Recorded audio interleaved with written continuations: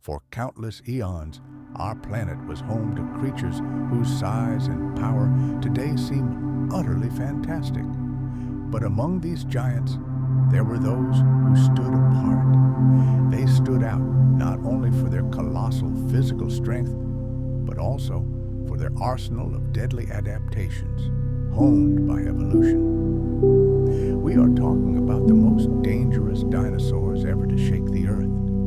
These creatures were the undisputed masters of their ecosystems, leaving behind not just fossilized bones, but chilling evidence of their brutal hunts.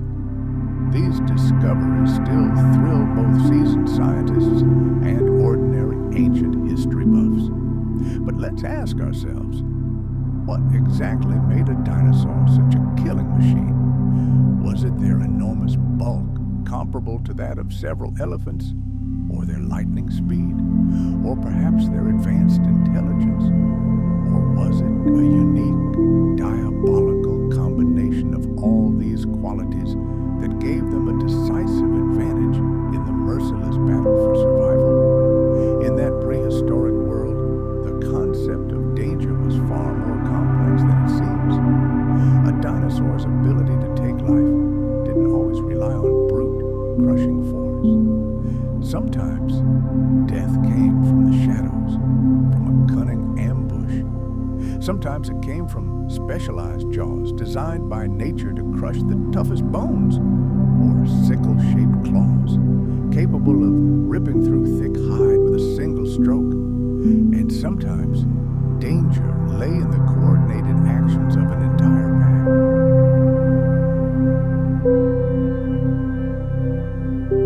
It is the fossil record, history frozen in stone, that gives us a glimpse into this brutal world and these astonishing adaptations.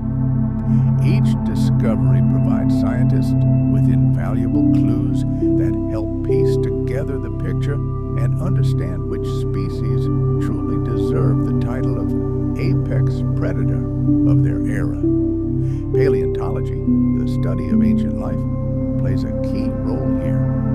Think of it as the ultimate detective story. With each new fossil, we add another piece to a gigantic mosaic that is still far from complete. This process begins with the titanic labor of unearthing bones buried beneath meters of rock, often in the most inhospitable and wild corners of the planet. It's slow, meticulous work, requiring incredible patience and intuition. It often begins with a tiny fragment, perhaps the tip of a tooth, a fragment of a claw, or a single vertebra. But it's this tiny clue that can lead to the discovery of an entirely new, previously unseen species, or reveal shocking details about those we thought we already knew. Dangerous dinosaurs can typically be identified by a number of distinctive skeletal features. A massive skull, concealing jaw muscles of incredible power, teeth resembling serrated daggers designed for tearing flesh, powerful hind legs, ideal for a swift charge or a deadly leap, and of course, claws, the perfect weapon for grasping and holding writhing prey. These are the calling cards of elite ancient predators. However, not all secrets are hidden in bones.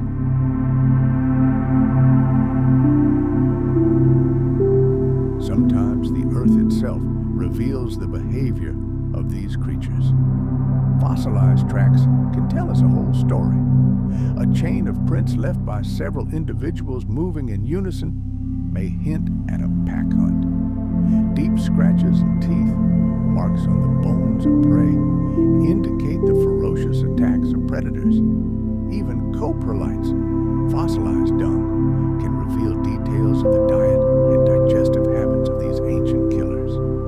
One of the most famous fearsome predators is undoubtedly Tyrannosaurus Rex.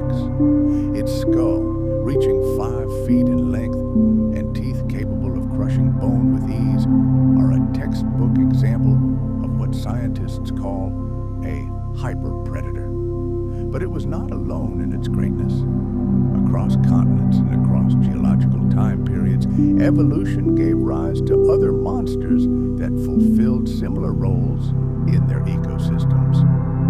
From Spinosaurus aegyptiacus, which stalked prey in river systems, to the swift and intelligent Utahraptor, nature repeatedly created the perfect killing machines, each uniquely adapted to its environment. Fossil finds often leave more questions than answers. In some rare cases, paleontologists stumble upon a true frozen drama, the remains of two species found together, where one clearly fell prey to the other. Bite marks on bones, a fragment of a predator's tooth lodged in the vertebrae of a prey, or even fossilized stomach contents, all provide direct, irrefutable evidence of interaction between hunter and prey.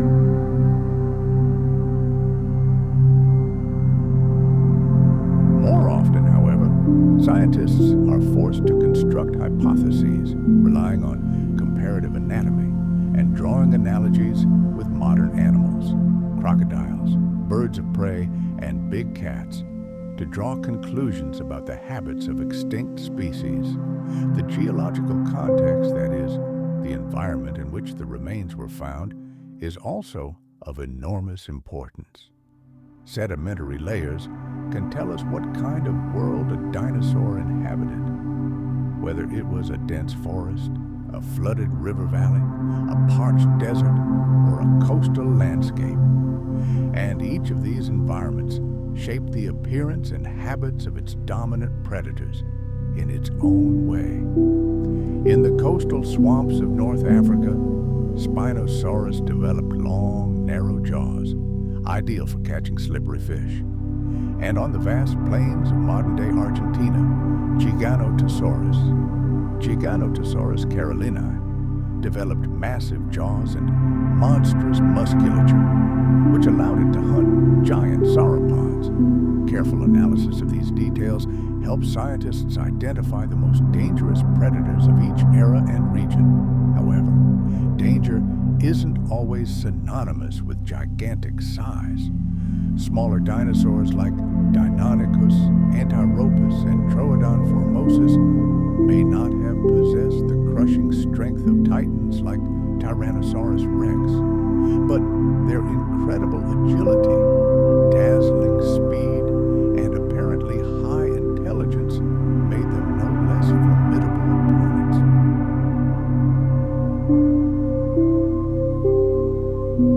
There is compelling evidence that they hunted in packs, coordinating their attacks and using ambush tactics to subdue prey significantly larger than themselves. Fossilized tracks, claws, and joint structures of these dinosaurs give us insight into how these small killers survived and thrived. The pattern of wounds on the bones of their prey reveals complex hunting strategies that went far beyond a simple attack. Our scientific understanding of dinosaurs is constantly changing and evolving. With each new discovery and the advent of increasingly sophisticated technology, our understanding of the physiology and behavior of these animals deepens. High-resolution CT scans of skulls allow researchers to model bite force with incredible accuracy. Biomechanical analysis reconstructs movements, revealing how fast and agile the certain species may have been. Isotope analysis of bones helps determine whether a dinosaur lived near the coast or inland, and microscopic scratches on tooth enamel reveal the type of food it consumed. Each new method opens new horizons in the study of dinosaurs and helps us understand which of them were truly dangerous. In recent years, advances in this field have been truly astounding. Digital modeling and artificial intelligence have given paleontologists the ability to recreate entire ecosystems in virtual space. By placing known species within precise geographic and temporal contexts, researchers can simulate interactions between predators and their prey.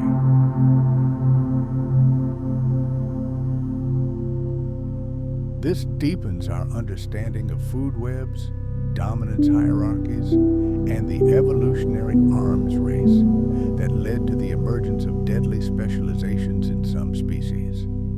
Such reconstructions clearly demonstrate the diversity of predatory dinosaur strategies. Avoiding direct competition, they concentrated on different prey or employed unique hunting tactics. The widespread fascination with deadly dinosaurs is nothing new. Popular culture often portrays these animals as merciless monsters, exaggerating their danger for dramatic effect.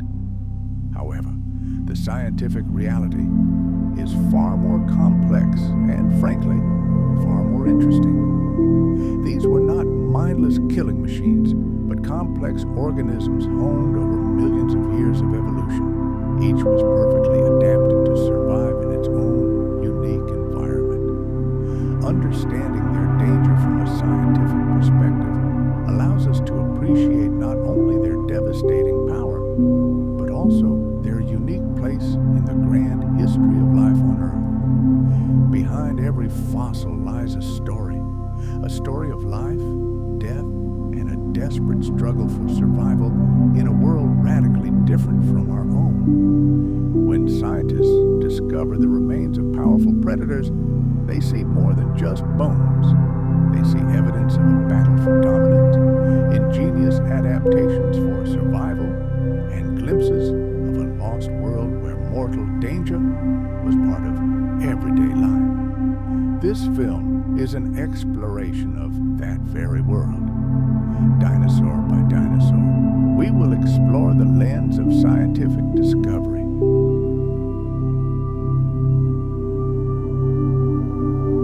We will embark on a thrilling journey through the pages of the fossil record to uncover the secrets of the most dangerous predators ever discovered. From the well-known giants to the lesser-known, but no less deadly killers of the ancient world, each chapter of this story will keep you on the edge of your seat. The evidence that these creatures were the most fearsome predators on the planet grows ever stronger, step by step, using hard evidence, bones, teeth, tracks, and more. We'll separate myth from reality and understand what really made these dinosaurs the deadliest creatures to ever walk the planet. When people think of dinosaurs, one name invariably rings louder than all the others: Tyrannosaurus Rex. This colossus, towering over its world with its incredibly powerful build, enormous skull, and steel-crushing bite, was long considered the ultimate prehistoric predator. However, behind the legends and movie images lies a vast body of scientific data that paints a far more accurate and striking picture of this apex predator. From fossilized bones to cutting-edge biomechanical simulations, Tyrannosaurus Rex continues to amaze us not only as a fearsome beast, but also as the pinnacle of evolution in the world of Mesozoic predators. Tyrannosaurus Rex, one of the most famous hunters in Earth's history, lived at the very end of the Cretaceous period, approximately 66 million years ago.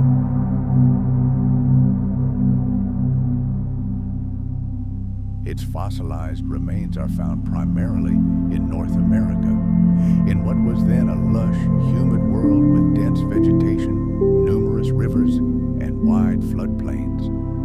At that time, this environment was a veritable paradise, teeming with diverse herbivores such as Triceratops, Edmontosaurus, and Ankylosaurus. They represented a veritable smorgasbord for a predator like Tyrannosaurus.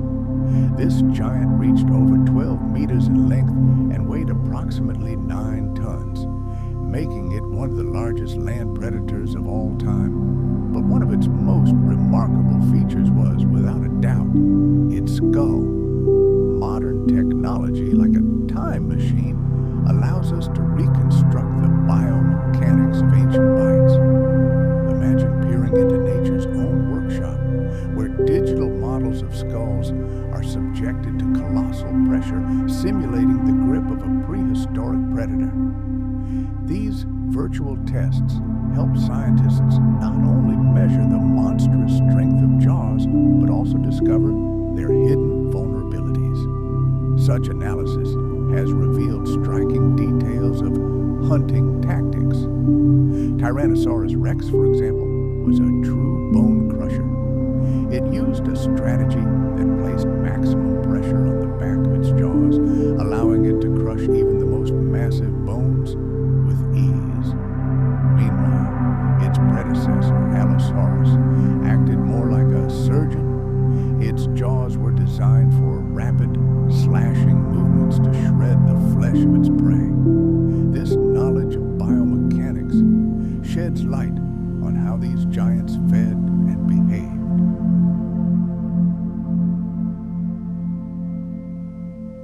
Incredible bite force gave predators a huge advantage. It allowed them not only to kill prey, but also to get to the most valuable part, the marrow, hidden within the tough bones. It was a true high-calorie jackpot. Predators equipped with such a weapon could survive longer, requiring fewer successful hunts. They could also more effectively scavenge carrion, giving them a decisive evolutionary advantage in a brutal world. By comparing the skulls of different deadly species, we see how evolution honed each predator for its unique role in the ecosystem. Take, for example, the Utahraptor, a fearsome lizard larger than a velociraptor. Its skull demonstrates a remarkable balance between power and agility, and the enormous sickle-shaped claws on its feet completed this picture, allowing it to deliver precise and fatal blows. This contrasts strikingly with the light but lightning-fast Carnotaurus. Its skull is the embodiment of speed, the perfect tool for ambush attacks, where sudden acceleration is crucial rather than brute force. Fossil evidence also suggests that dinosaur sociality directly influenced the structure of their skulls. The site known as Giganotosaurus yielded the remains of several individuals, directly suggesting pack hunting. Such social predators may have evolved differently. They required not only powerful bites, but also the ability to strategically use their jaws to work together to restrain and subdue prey that was much larger than any one of them.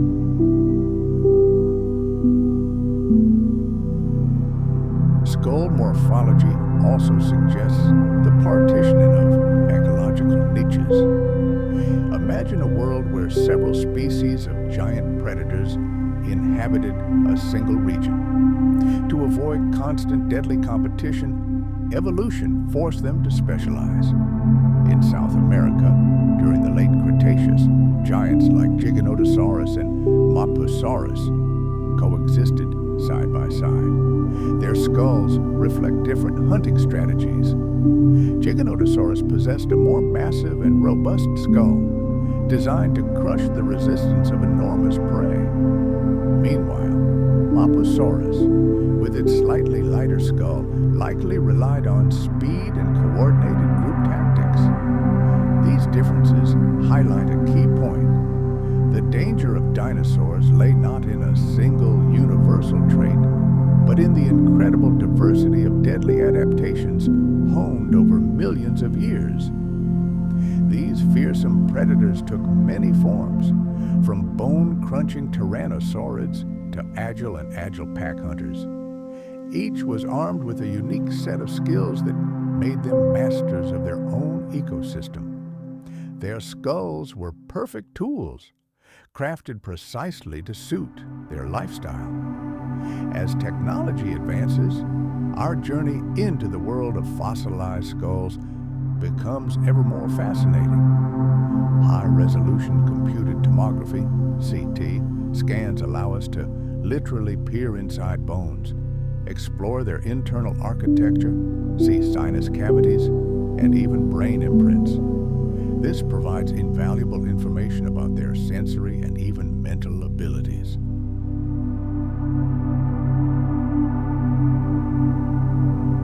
data helps us understand how acutely they perceive the world around them and how they coordinated their deadly attacks. Isotopic analysis of fossil teeth is another tool in the paleontologist's arsenal. Like a chemical diary, it reveals dinosaurs' diets and migration routes, linking skull anatomy to their place in the food chain. Bite marks left on prey bones and the shape of predator teeth allow us, like detectives, to reconstruct scenes of ancient tragedies, confirming the behavioral insights suggested by anatomy. However, despite all these incredible achievements, the ancient world is slow to reveal all its secrets. Many unanswered questions remain. There are countless mysteries surrounding these predators. How did they use their skulls in social rituals and combat? How did the skulls of young individuals change as they matured? All of this is fertile ground for future research. Every new fossil and every technological breakthrough adds new, vibrant layers to this grand picture of dinosaur predation. The bite force of these monsters is a saga written in the language of bones. Through detailed studies of their structure, muscle attachments, dental construction, and biomechanical modeling, science reveals how these predators perfected the art of killing.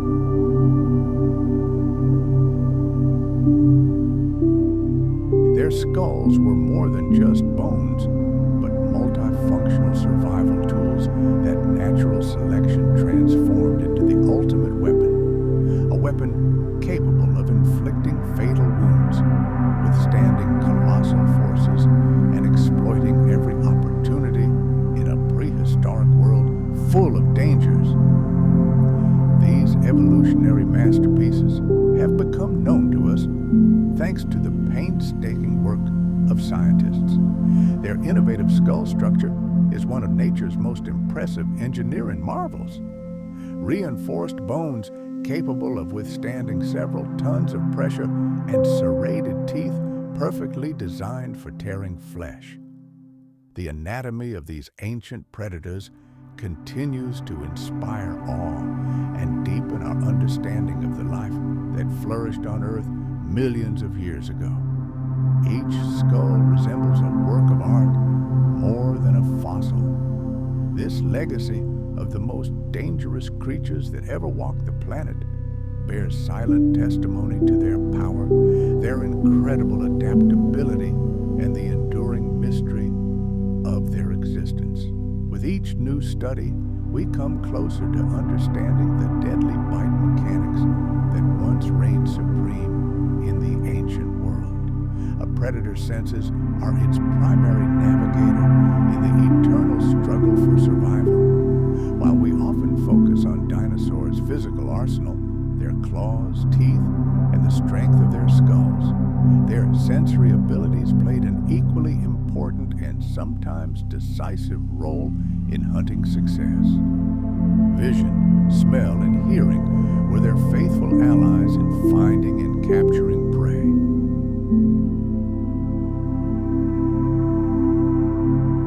It was these senses, especially vision and smell, that allowed them to track and hunt prey in the complex and diverse ecosystems of prehistoric Earth. Unlike soft tissue, which is almost never preserved in fossils, bones can tell us a great deal.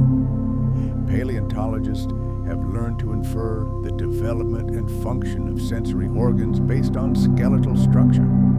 Dinosaur skulls, in particular, contain a wealth of information. The size and shape of the eye sockets, the structure of the nasal cavities, and even the imprints left by the brain on the inside of the skull are all valuable clues that help us understand how these ancient creatures perceived the world and honed their predatory skills.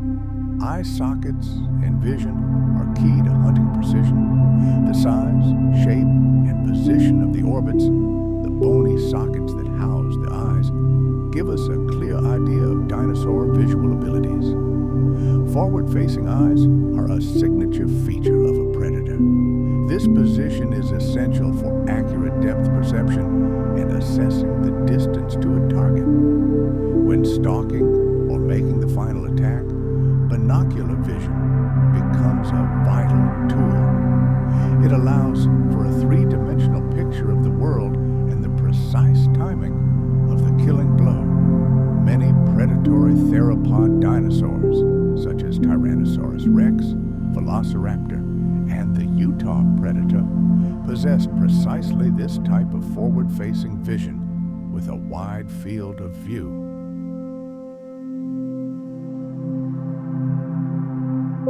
Studies of Tyrannosaurus skulls have shown that their eye sockets were not only large, but also oriented directly forward, providing excellent binocular vision. This adaptation allowed the Tyrannosaur to judge distances with remarkable accuracy, which was critical for delivering its devastating bites. In contrast, herbivorous dinosaurs typically had eyes positioned on the sides of their heads. This gave them a nearly panoramic field of view, allowing them to maximize their peripheral vision for early detection of danger. However, this came at the cost of a loss of depth perception. This difference clearly highlights how the anatomy of their senses directly reflects a species' role in the ecosystem and its survival strategy. The size of the eye sockets can also hint at visual acuity. Larger orbits likely accommodated larger eyes, which are capable of capturing more light and therefore providing a clearer image. Nocturnal or crepuscular hunters often have disproportionately large eyes to better see in low light conditions. While the existence of fully nocturnal dinosaurs is still a subject of scientific debate, we do have some clues. Fossilized scleral rings, bony structures that supported the eyeball, found in some dinosaurs, provide additional information. Analysis of these rings in some theropods suggests that certain species may have been adapted to being active at dawn, dusk, or even late at night.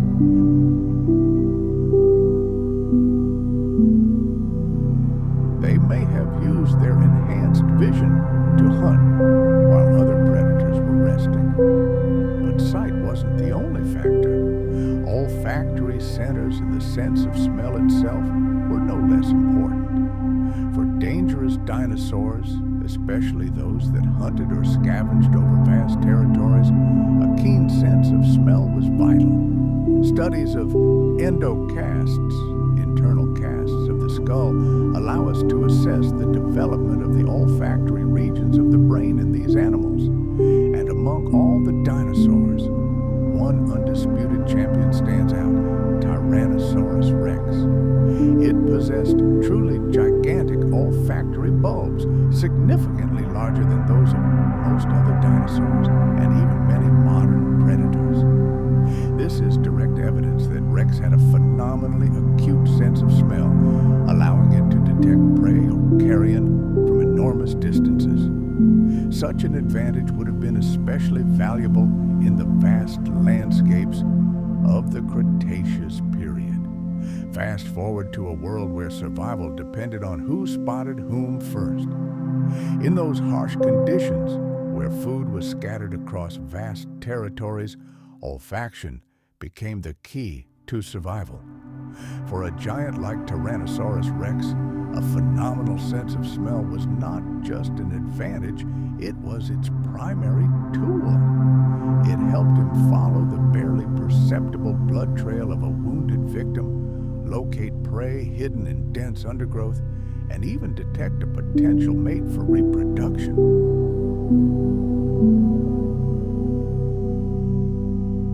Moreover, it was his sense of smell that alerted him to the approach of competitors or other threats patrolling his hunting grounds. This gift was especially valuable for scavenging. Imagine, in the vast prehistoric world, whoever first caught the scent of decaying flesh would receive a light yet nutritious meal. This sense of smell allowed the Tyrannosaurus Rex to outpace all other scavengers. It was this combination of phenomenal sense of smell and devastating physical prowess that elevated Tyrannosaurus Rex to the throne of the prehistoric world. But it wasn't the only one to rely on scent. Other fearsome predators, such as Allosaurus and Abelisaurus, also possessed highly developed olfactory lobes, though not as massive as those of Tyrannosaurids. These anatomical differences hint at completely different hunting styles. Some killers may have relied on keen eyesight and ambush tactics. Others, like the great T-Rex, took a more integrated approach, combining sight and smell to exert total control over their territory. In the wild, no single sense works alone. The planet's greatest predators utilized a whole arsenal of senses to transform their hunting into a deadly and unerring art. A keen eye allowed a predator to calculate the distance with incredible precision and deliver a devastating blow at the most vulnerable moment.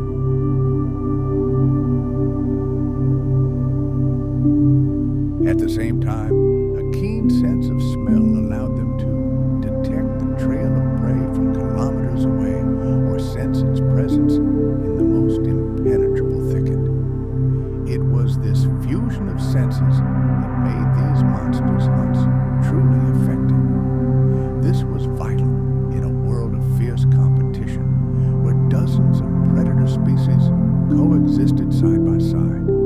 It was necessary not only to find prey, but to do so quickly, while avoiding a fatal encounter with a larger and stronger opponent. Imagine a pack of predators like Mopusaurus. They likely used a whole suite of sensory cues to coordinate their deadly attacks. Each individual hunter's eyes guided their individual attacks, while a shared sense of smell helped the entire pack stay on the trail of massive prey. They may even have communicated via scent marks, much like modern predators. The ability to detect the slightest changes in the environment, the slightest movement in the foliage, a faint scent, or a distant sound, gave predators a decisive advantage. After all, their prey weren't idle either, developing sophisticated forms of camouflage and cunning tactics to save their lives. It was a never-ending evolutionary arms race, pushing both predators and their prey to develop ever more sophisticated senses and survival strategies. Let's look at a few examples of this sensory specialization.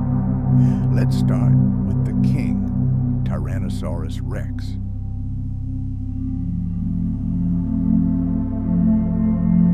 The combination of its enormous forward-facing eyes and the enormous olfactory bulbs in its brain paints a picture of a versatile killer. It wasn't just a hunter capable of surgically precise attacks at close range. It was a tracker and scavenger able to follow a scent for hours. Add to this its incredibly powerful legs and bone-crushing jaws, and we have a truly formidable and invincible killing machine. Now, let's take a look at another predator, Velociraptor. Despite its much more modest size, this dinosaur had disproportionately large eyes and a highly developed sense of smell. This suggests it was a specialist in hunting small, agile prey. Its incredible agility and, as scientists suggest, high intelligence, combined with its heightened senses, made it an ideal ambush hunter, a true ninja of the Cretaceous period. Fossil remains of Giganotosaurus tell a different story. Its binocular vision was less developed, but its sense of smell was exceptional. This predator's skull seemed designed for one thing, delivering powerful bites and crushing bones. It likely didn't chase prey, but compensated for its lack of speed by sniffing out prey from afar and crushing it with a single blow. Or take Carnotaurus, for example.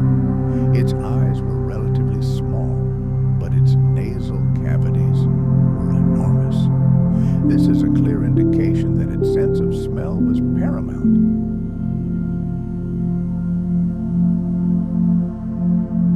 Carnotaurus's incredible speed and ambush tactics were enhanced by its keen sense of smell, which allowed it to both locate prey and escape from larger predators. And what about Mapusaurus? If it truly was a social hunter, its sensory abilities were tuned to teamwork. It likely combined vision and smell so the entire pack could act as a single organism, coordinating attacks on huge herds of sauropods. This sensory evolution did not occur in a vacuum. It was driven by the harsh laws of nature. Herbivorous species developed increasingly sophisticated camouflage and learned to escape faster, which in turn forced predators to hone their senses to the limit. And the merciless competition between predators for food and territory only accelerated this process. The environment also played a huge role. In dense forests, smell and hearing came to the fore, allowing them to find prey hidden behind a wall of vegetation. And on the vast open plains, keen vision, capable of spotting movement on the horizon, became their trump card. These sensory adaptations shaped not only the hunting habits of dinosaurs, but also their entire history, influencing territorial behavior and social relationships. To better understand how these ancient giants saw and sensed the world, scientists today are turning to their modern relatives. Birds, the direct descendants of dinosaurs, serve as excellent models for study.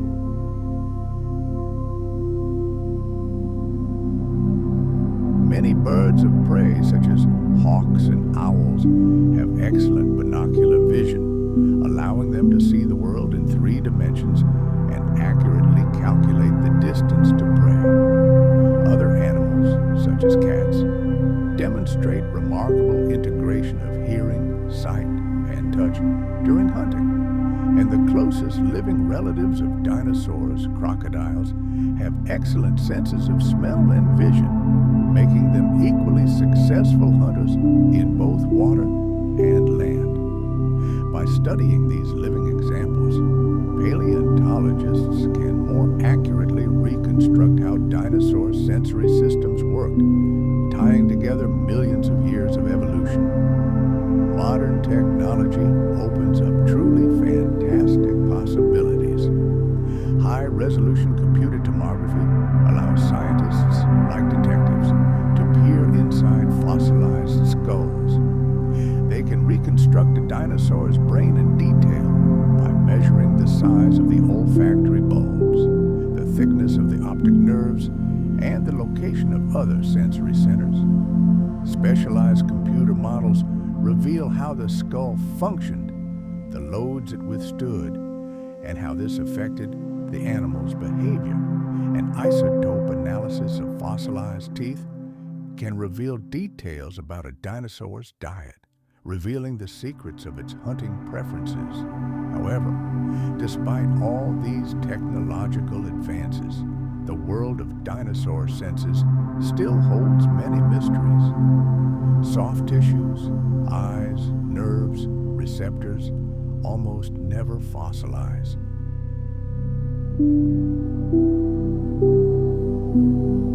Therefore, our conclusions about the behavior of these creatures are based primarily on indirect evidence and comparisons with modern animals, which may not always reflect the full complexity of the ancient world.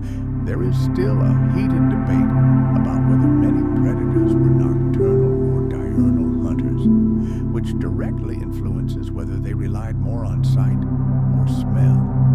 Each new discovery, each technological advance promises to shed more light on these mysteries, deepening our understanding of what the world was like through the eyes and nose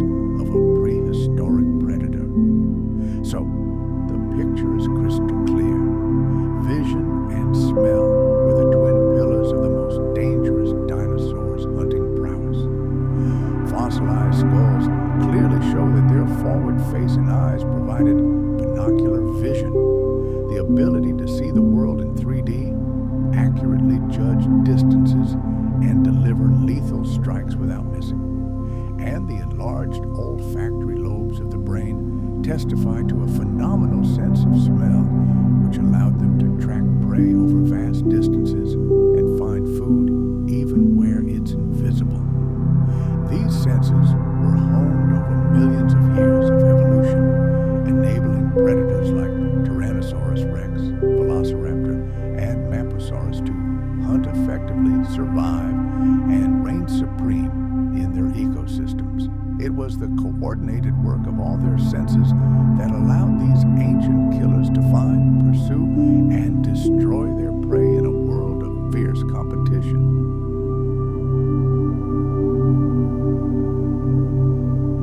By studying their sensory world, we don't just learn more about their lives, we see at work the great evolutionary forces that have shaped the relationship between predator and prey over millions of years. But what if these solitary titans weren't so alone after all? The very idea that some giant theropods could hunt cooperatively in true packs excites the imagination of paleontologists and all dinosaur enthusiasts. Just imagine the scene. Several multi-ton predators working like a single, well-oiled machine cornering a massive prey animal. These are dramatic scenes worthy of Hollywood blockbusters, reminiscent of modern wolf hunts or prides of lions. However, understanding the social behavior of extinct animals is an incredibly complex task. It requires meticulous study and subtle interpretation of fossil evidence, comparisons with the modern world, and the utmost caution in scientific conclusions. This is precisely what we will discuss below: the theories, evidence, and controversies surrounding the idea of pack hunting among the greatest predators in Earth's history. Let's travel to a world that has long since vanished, to an era when giant predators reigned supreme. How could their social behavior have shaped hunting tactics and the entire ecosystem of that time? The answers to these questions are hidden deep in the stone, in fossilized remains, in ancient tracks left on trails, and in entire cemeteries of bones.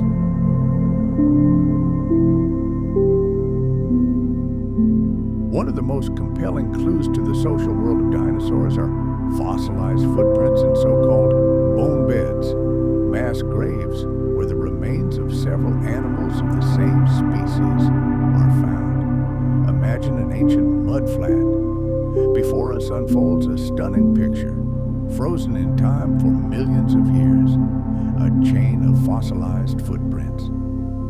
But these are not the tracks of a single individual. Here we see several enormous three-toed prints running parallel in the same direction, almost shoulder to shoulder. For many researchers, this is more than just a coincidence. It's a clear indication that these giant theropods may not have moved alone, but in organized groups, true prehistoric packs.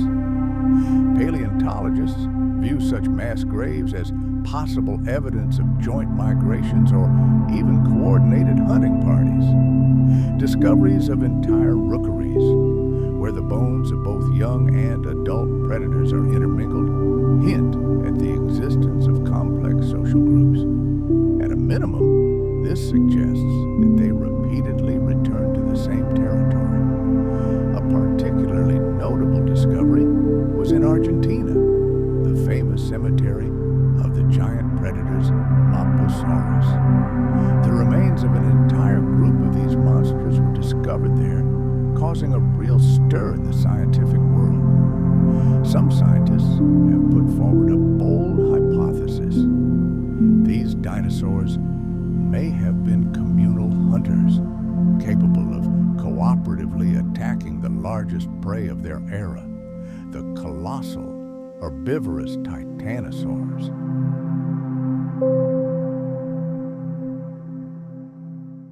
However, deciphering these messages from the past is an incredibly difficult task. A group of animals could have perished together for entirely different reasons. Imagine a sudden flood, a mud flow, or a natural trap, like a viscous swamp, where predators were trapped one after another. This could also have created a mass grave, completely unrelated to social life. The Earth's rock record often provides us with only a snapshot of a tragedy, rather than a complete picture of behavior, making any conclusions extremely cautious. To better understand how prehistoric packs might have behaved, scientists turned to modern predators. Wolves, Canis lupus, are a textbook example of hunters acting as a single organism. They use complex tactics, chasing down and exhausting their prey for hours. Their packs have a well-defined social structure with a hierarchy and assigned roles, which is what makes their hunting so successful. Lions also prefer to hunt in prides, often relying on ambushes and coordinated teamwork to isolate and subdue prey. Other modern predators, such as African wild dogs and hyenas, also demonstrate incredible efficiency by hunting in clans. They rely on the strength of the group to increase their chances of success and defend their territory from rivals. These modern animals serve as models for us to imagine how giant theropods might have operated. But caution is needed here.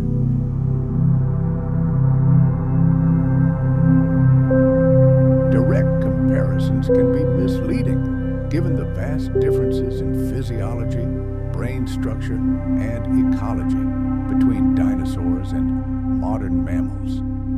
The main challenge in studying dinosaur social behavior is the almost complete lack of direct evidence. Behavior doesn't fossilize, so scientists must piece together the picture, drawing conclusions based on indirect evidence, bone arrangement, anatomical structure, and environmental analysis. Some paleontologists believe that most large theropods were solitary hunters like modern tigers or giant crocodiles. Such a strategy is entirely reasonable for apex predators. Their anatomy seems to support this theory. Their powerful skulls and jaws were designed for delivering a single, decisive, fatal blow, not for a long, grueling chase in a group. Skeptics, however, point out that mass burials of bones are more likely evidence of a catastrophe than a close-knit pack. And what about parallel tracks along a trail? Perhaps they were simply a coincidence, the paths of two lone individuals crossing in the same place at different times. There's also a heated debate about whether theropod brains were developed enough for complex cooperative hunting, which requires communication, planning, and social bonds. While there's evidence pointing to the high intelligence of species like Velociraptor and Utahraptor, we still can't say for sure how complex their social lives were.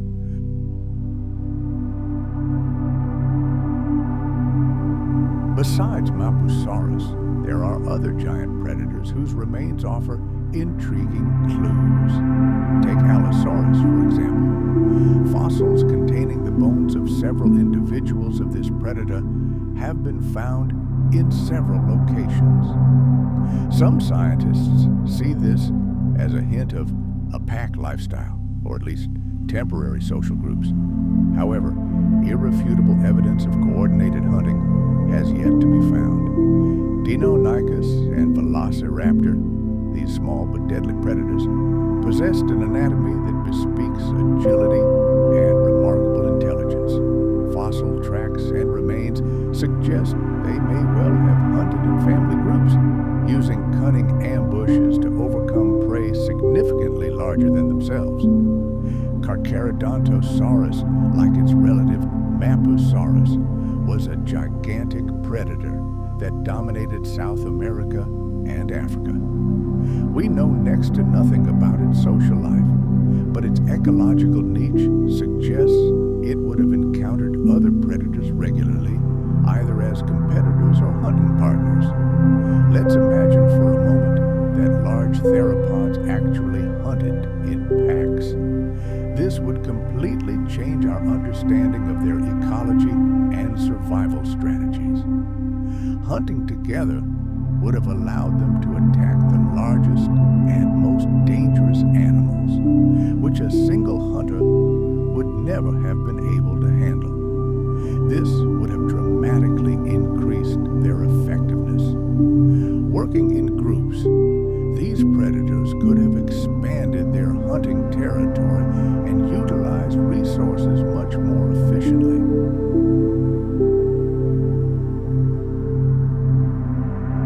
Group hunting also reduces the risk of fatal injury in combat, as the effort is shared among all members of the pack, greatly increasing the chances of success.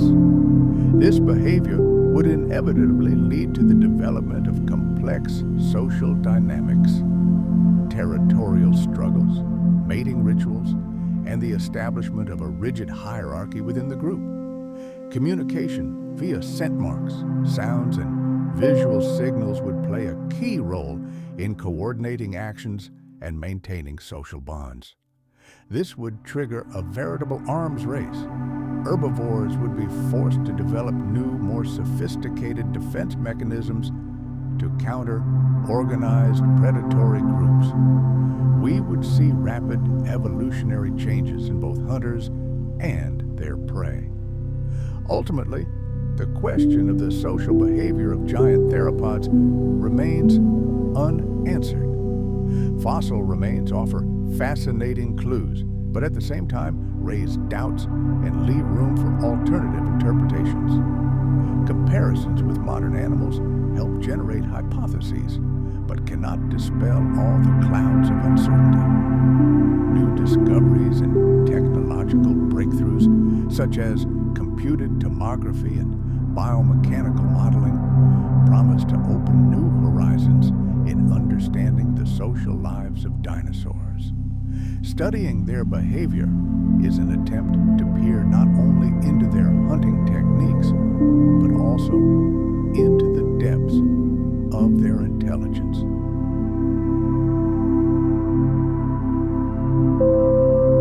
And while science advances, the enigmatic lives of predators like Mosasaurus, Allosaurus, and Velociraptor continue to excite the imagination of researchers, connecting the distant past with the present. The fossil record is more than just a catalog of bones. It is evidence of a brutal struggle for survival. And perhaps its most telling pages are the scars preserved on fossilized skulls, especially those that show clear signs of healing. These ancient wounds are a unique window into a world of violent confrontations, social interactions, and the incredible resilience of the most fearsome predators that ever walked the earth. We'll examine how healed wounds and bite marks on fossilized turtles tell stories of aggressive encounters, possibly motivated by territorial battles or vicious struggles for dominance.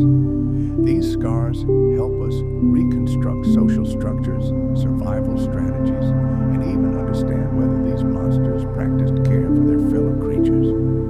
What can healed wounds on dinosaur skulls tell us? They provide some of the most compelling evidence that intra-species conflict was commonplace. These skulls bear deep punctures, cracks, and tooth marks, clearly showing signs of biological repair. This means the animal wasn't simply injured, it survived the encounter and went on to live. Such specimens are an invaluable source of information.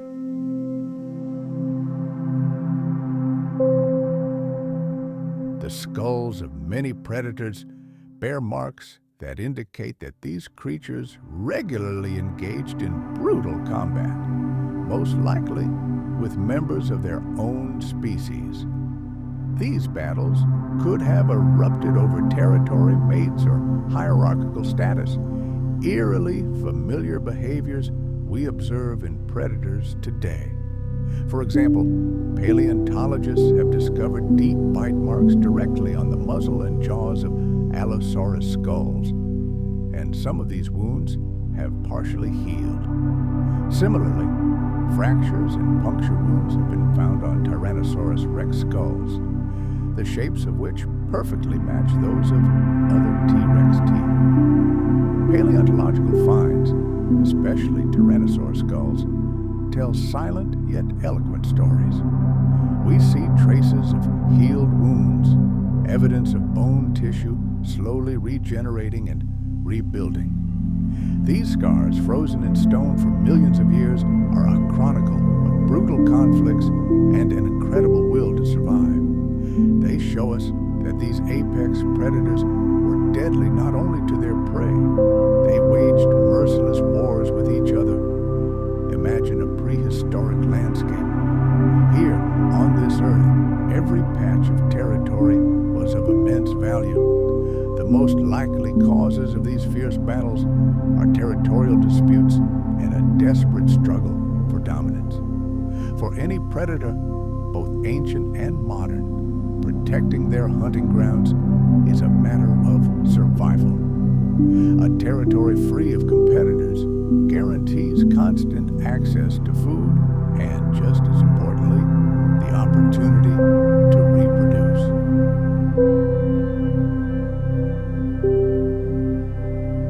There is no doubt that giant theropods like Tyrannosaurus Rex behaved in exactly the same way, defending their territory with primal ferocity. But it wasn't just the land. Within every population, its own drama unfolded, a constant struggle for power and status. These battles for dominance likely began with displays of force, deafening roars, intimidating poses, but very often it escalated to physical confrontation, and then bone-crushing jaws came into play. Deep lacerations on skulls and bodies left by the teeth of fellow creatures were a common outcome of such battles for a place in the hierarchy. Another reason for bloody duels was, of course, competition for females. During the mating season, males engaged in mortal combat for the right to procreate. The nature and location of the wounds we find today can tell us a lot. Were these ritualistic, almost demonstrative fights, or were they brutal, uncompromising clashes? The answer to this question is key to understanding the complex social structure of these ancient rulers of the earth. The very presence of healed wounds suggests that even among these most dangerous creatures, some semblance of social interaction existed. The fact that a single individual could survive such a severe injury is astonishing. The recovery period must have been long and agonizing. And the question immediately arises, how could a wounded predator hunt? How did it defend itself from other predators claiming its territory?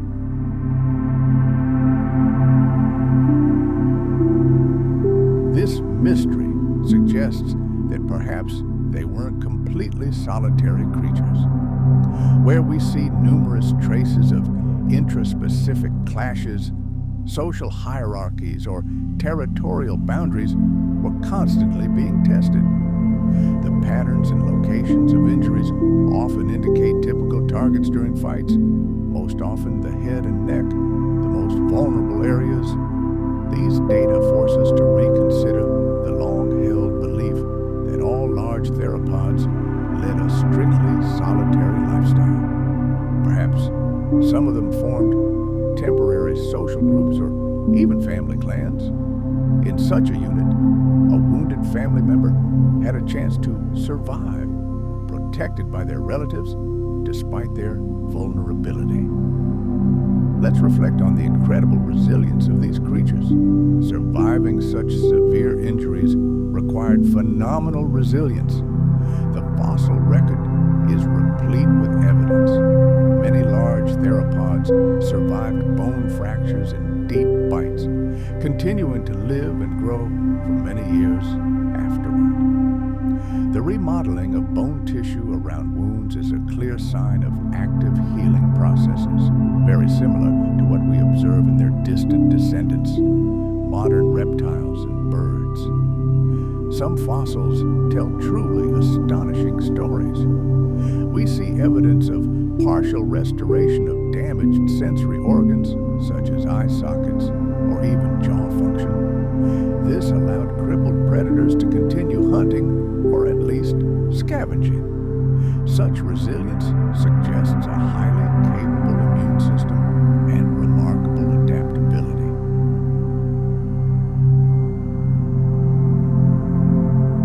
Survival after injury may have required a change in tactics.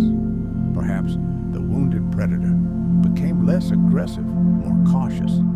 Instead of actively pursuing fast prey, it switched to searching for carrion or using ambush tactics that didn't require extreme speed and strength. And here we come to one of the most intriguing questions in all of paleontology. Did some theropods care for their wounded relatives? Unfortunately, we have no direct evidence. But the very possibility is exciting. Some scientists suggest that in social groups, wounded individuals could receive protection and even food from their fellow tribesmen. If we look at modern social predators, such as wolves, we see that injured members of a pack survive precisely because the pack shares prey with them and ensures their safety.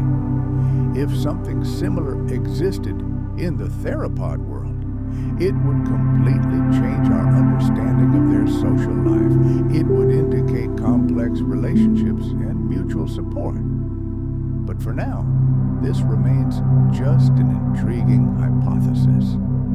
Perhaps future discoveries where healed injuries are found alongside other signs of social behavior will shed light on this mystery. Let's look at specific examples, at the scars left by history on the skulls of ancient giants.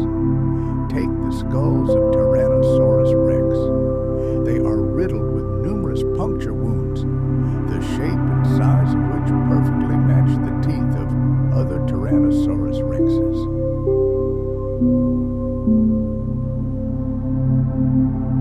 The healed fractures prove that these giants survived the most brutal battles, whether for territory or for a mate. Or consider Allosaurus fragilis, the dominant predator of the late Jurassic.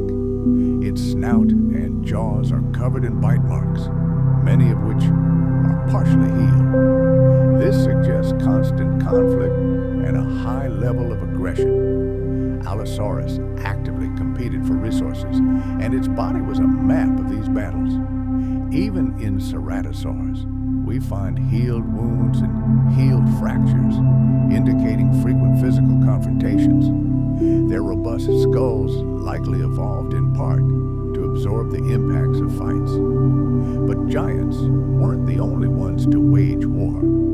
Even smaller, but no less ferocious predators, such as Velociraptor and Utahraptor, have been found in fossils bearing bite marks and healed fractures. These are evidence of aggressive encounters that may have been related to establishing pecking orders within a pack or defending a nesting territory. Studying these ancient injuries is more than just cataloging damage. It's a window into the world of dinosaur behavior, their social dynamics, and evolutionary adaptations. Understanding that these predators waged brutal warfare adds new, vivid colors to the overall picture of their lives. It sheds new light on the factors that shaped their anatomy. Their reinforced skulls and crushing jaws were not only hunting tools, but also weapons in combat with their peers.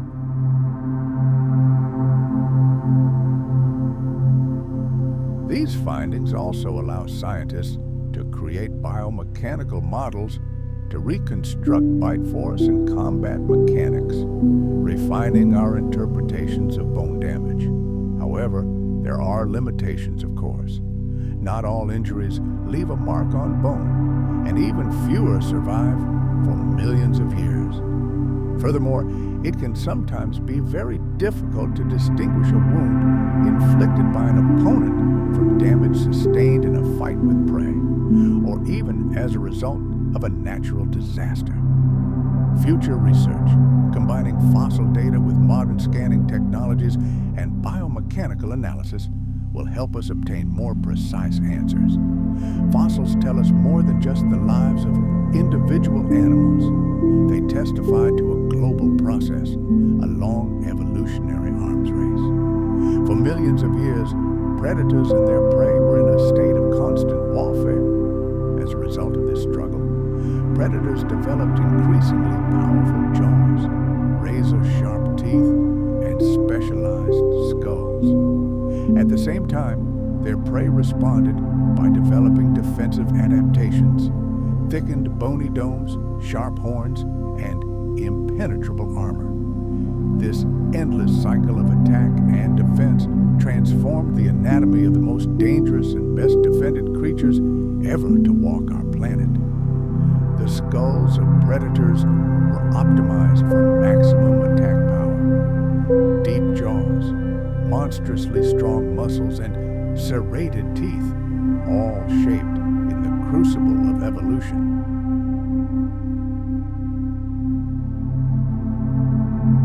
Tyrannosaurus Rex developed one of the most powerful bites of any land animal, capable of crushing bone with ease. Its skull was the pinnacle of natural engineering, with strong bones and reinforced nasal structures, allowing it to deliver devastating blows without risking head injury. Meanwhile, herbivores weren't idle. Fossilized skulls of ceratopsians, such as the famous Triceratops, are crowned with complex bony frills and formidable horns. Scientists initially believed these were merely mate-attracting features, but we now understand they were active defenses against predators. Puncture wounds on the bony frills of Triceratops perfectly match the spacing between the teeth of Tyrannosaurus Rex, direct evidence of vicious combat. Pachycephalosaurs had their own methods of defense. Their incredibly thick, domed skulls may have served to deflect attacks or absorb blows during intraspecific combat. Ankylosaurs, however, are perhaps the most astonishing example of a living fortress. Their skulls were covered in heavy armor of bony plates and spikes, turning the head into an indestructible battering ram. Imagine veritable living tanks of the Mesozoic era. Add to this image their powerful tail clubs, and we get dinosaurs that seem specifically designed for all-out defense. Fossilized skulls of ankylosaurs, these armored giants, sometimes bear the gruesome marks of their past, the teeth marks of predators that healed over time and turned into scars.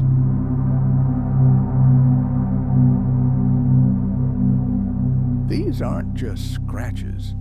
They're irrefutable evidence that they engaged in deadly battles with the most dangerous carnivores of their time. Their skulls were not just bones, but a veritable bastion, designed by nature to withstand monstrous blows and give their owner a chance of survival. This endless arms race lasting millions of years has left its traces throughout the paleontological archive. We find them in the form of bones gnawed clean, in wounds that have healed, leaving ugly growths on the bones, or in bony collars covered in battle scars. Each such find is a rare snapshot, a moment frozen in stone of a fierce battle between predator and its prey. One of the most striking examples is the Triceratops fossil, whose skull gapes with a round hole as if punched by a giant hole punch. Its shape and size precisely match the arrangement of teeth in the jaw of a Tyrannosaurus Rex. But most incredible of all, we see clear signs of healing at the edges of this wound. This means that Triceratops not only survived the attack of the planet's most fearsome predator, but also managed to recover from it. He probably fought back fiercely in that fight and forced his attacker to retreat. Even hadrosaurs, often portrayed as defenseless and vulnerable herbivores, exhibit remarkable cranial adaptations.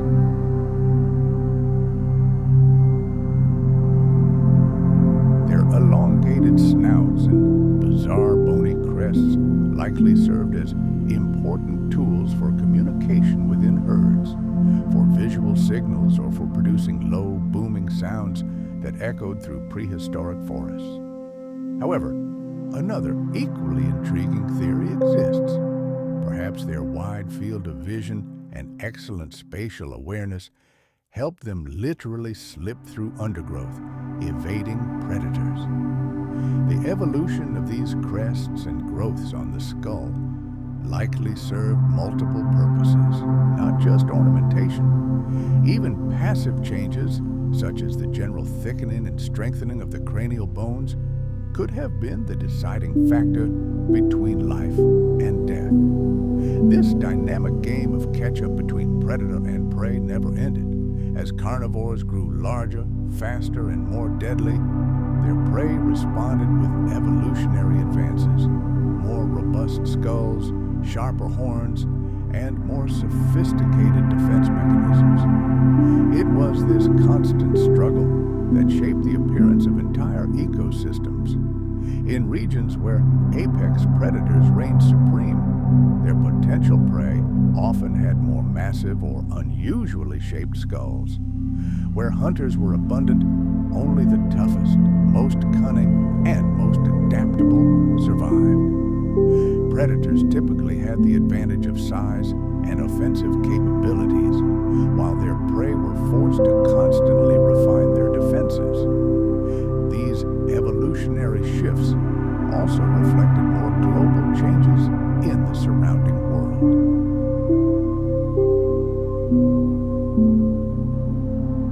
For example, at the end of the Cretaceous, the emergence of giant tyrannosaurids like Tyrannosaurus Rex coincided remarkably with the rise of horned dinosaurs and armored species. The balance of power between hunters and their prey fluctuated constantly, but never permanently.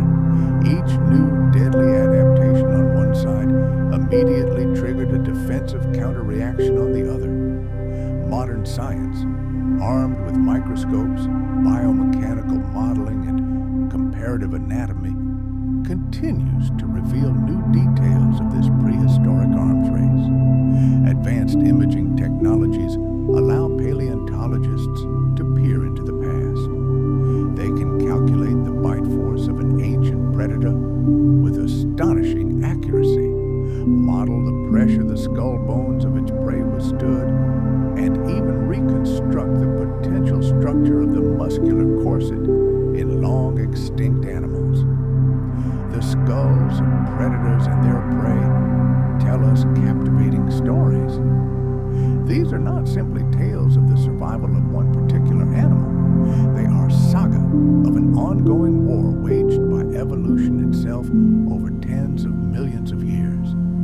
Every tooth puncture, every bony protrusion, every crack in a fossilized bone, a new chapter, adding depth to our understanding of this amazing and brutal world. By studying how dinosaurs interacted with each other and their environment, we discover their true nature. These adaptations, whether offensive or defensive, allow us to understand just how dangerous, resilient, and incredible these ancient rulers of the earth were.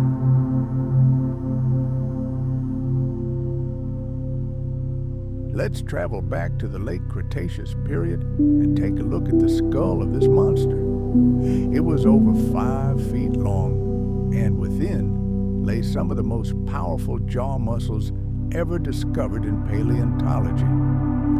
Imagine a bite force capable of generating over 5 tons of pressure.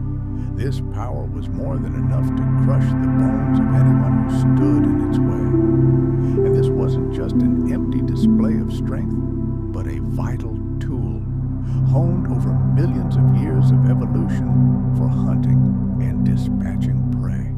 And these aren't just scientists' guesses, but facts etched in stone. Paleontologists are finding fossilized remains of herbivorous giants like Triceratops and Hadrosaurs, whose bones are riddled with deep tooth marks and literally shattered where the Tyrannosaurus Rex's jaws sank.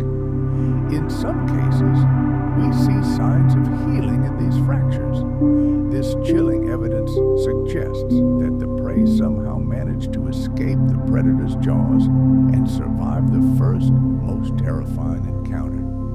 The teeth of Tyrannosaurus Rex were unique weapons designed for maximum destruction. Unlike the flat, blade-like teeth of many other predatory dinosaurs, its teeth were massive, conical, and serrated along the edges. They were designed not for gently slicing flesh, but for crushing, and tearing out enormous chunks. Some of these teeth, measured root and all, were over 30 centimeters long, true bony daggers.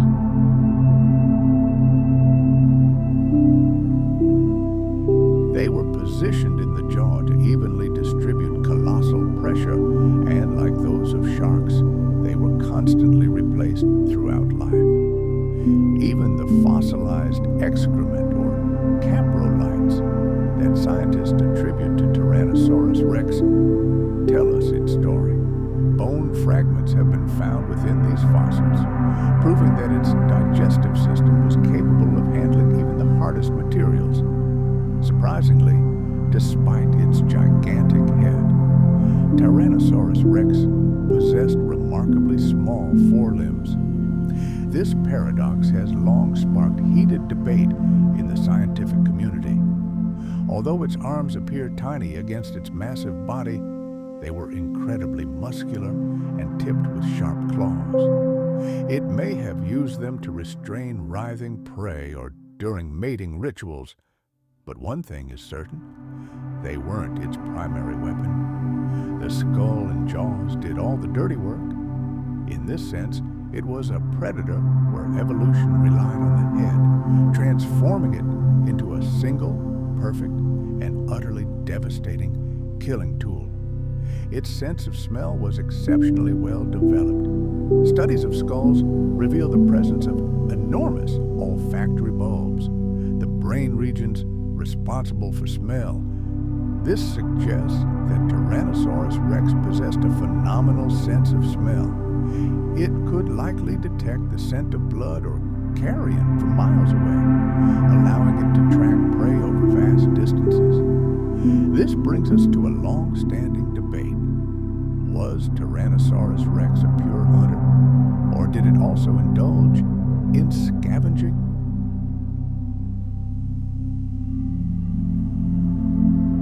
Modern science leans toward the generalist approach. It certainly had everything it needed to hunt living, struggling prey. But, like modern lions or wolves, it would hardly have passed up the opportunity to prey on easy prey.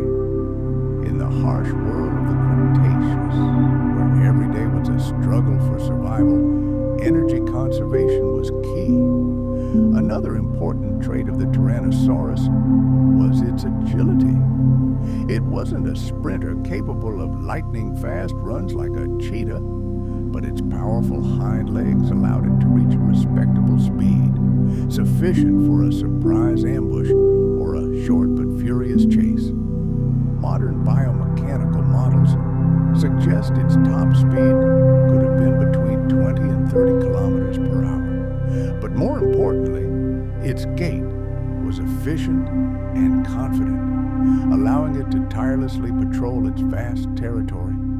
And its long, massive tail served as an ideal counterweight, providing balance and maneuverability during sharp turns. Some of the most striking evidence of its role as an apex predator comes from fossilized footprints.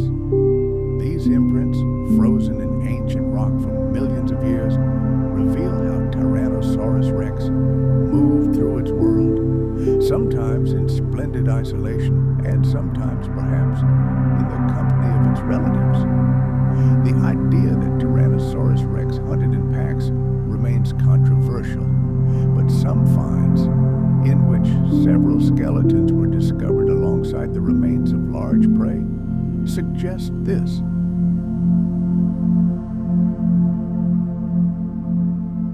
If this theory is correct, it elevates its status to a whole new level, turning it into a complex and even more dangerous predator. Fossils of juvenile tyrannosaurs shed light on how these creatures grew and changed. Juveniles were slender, agile, and had relatively long legs. This suggests that their hunting strategy changed with age. In their youth, they likely pursued smaller, faster prey, but as adults, they switched to armored giants like ankylosaurs and triceratops. This life cycle reduced competition between generations, allowing the species to dominate multiple ecological niches simultaneously. The fossil record has its stars. Sue is one of the most complete Tyrannosaurus Rex skeletons ever discovered. She measures over 12 meters in length and provides invaluable information about the species' anatomy. The scars and injuries on her bones are silent witnesses to a brutal life full of danger, battles, and infections. Another famous specimen named Stan allowed scientists to study muscle attachments and bite mechanics in detail, helping us understand exactly how this killing machine functioned. Tyrannosaurus Rex was a fearsome predator, a true king of its era. However, despite all its might, like any living creature, it was not invulnerable. Its world was inhabited by other dangerous species, and disease, injury, and starvation were constant threats. Fossilized tyrannosaur remains prove that even these majestic giants faced hardships.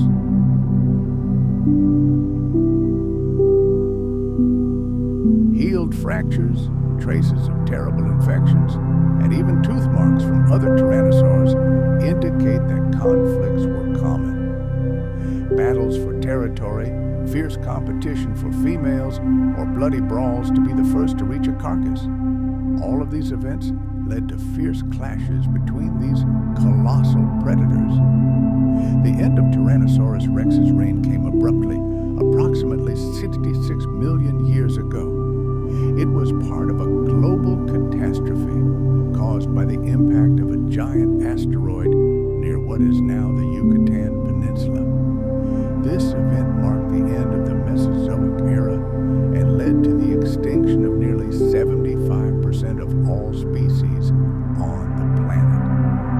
Along with millions of other creatures, Tyrannosaurus Rex vanished from the face of the earth forever, leaving behind only bones and mysteries. Nevertheless, its legacy lives on. With each new discovery and advances in technology, our understanding of this dinosaur deepens. From analyzing its bite force to 3D modeling its musculature, scientists continue to uncover the mysteries not only of how it hunted, but also how it lived, moved, and interacted with its world. It remains a symbol of prehistoric might, not only because of its size, but also because of the scientific depth with which we can study it. In the pantheon of the most dangerous dinosaurs, Tyrannosaurus Rex is more than just one titan. It is the standard by which all other predators are measured.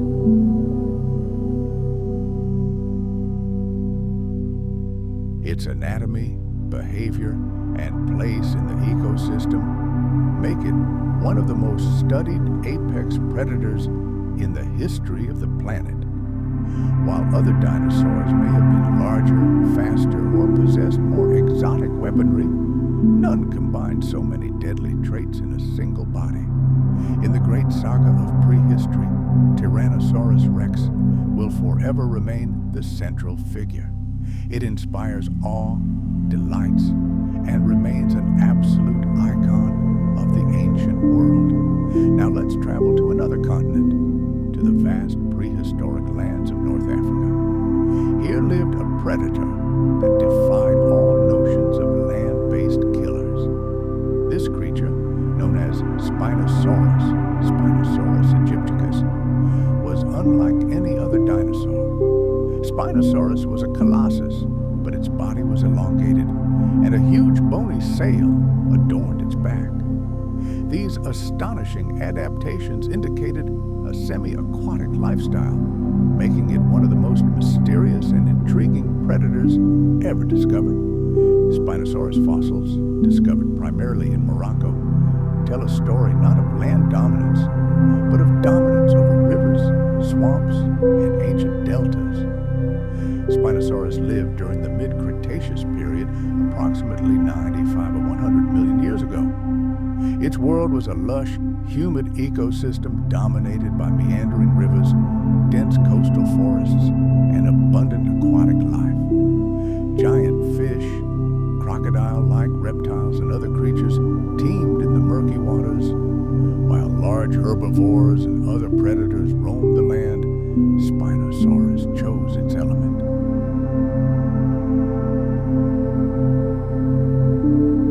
It wasn't built for pursuit across the plains.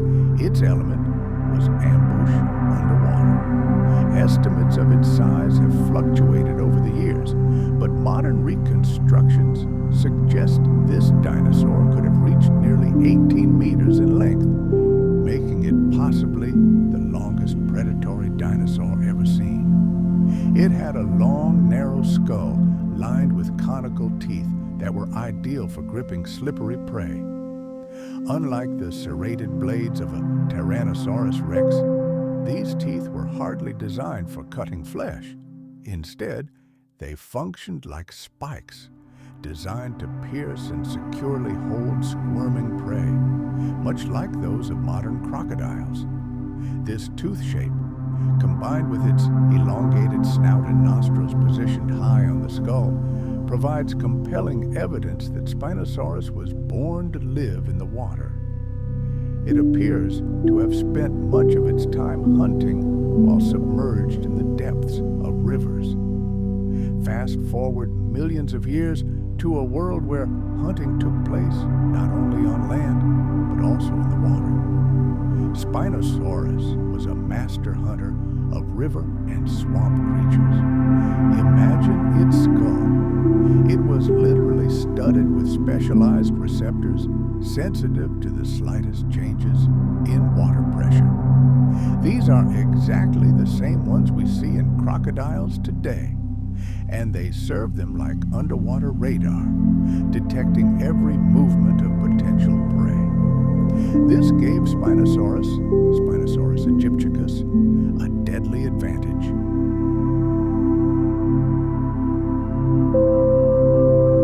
It could completely submerge itself in murky water, leaving only the tip of its elongated snout above the surface, and wait motionless for hours until an unsuspecting fish swam within striking distance.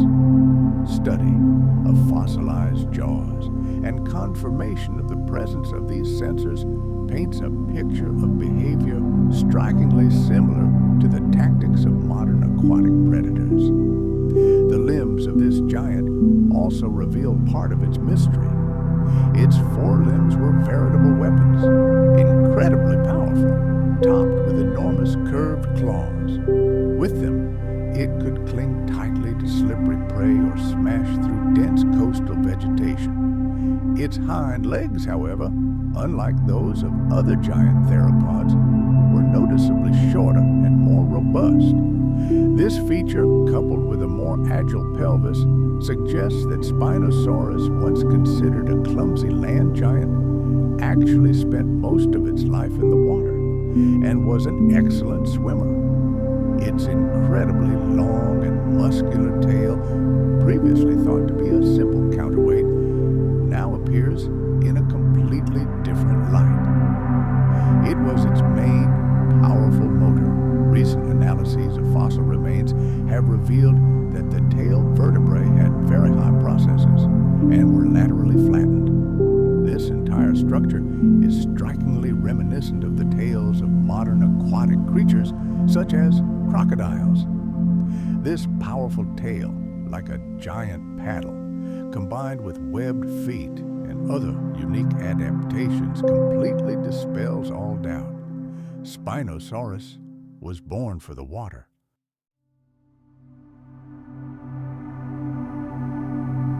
We see it gliding through rivers and lakes, using its camouflage and explosive speed to catch fish and other aquatic creatures. Even the chemistry of its bones screams aquatic lifestyle. Isotope analysis of its fossils has shown that it spent incomparably more time in the water than any of its land-dwelling theropod relatives. But the most striking feature of Spinosaurus was, of course, its famous sail. This gigantic structure, composed of incredibly long vertebral processes, towered several meters above its back.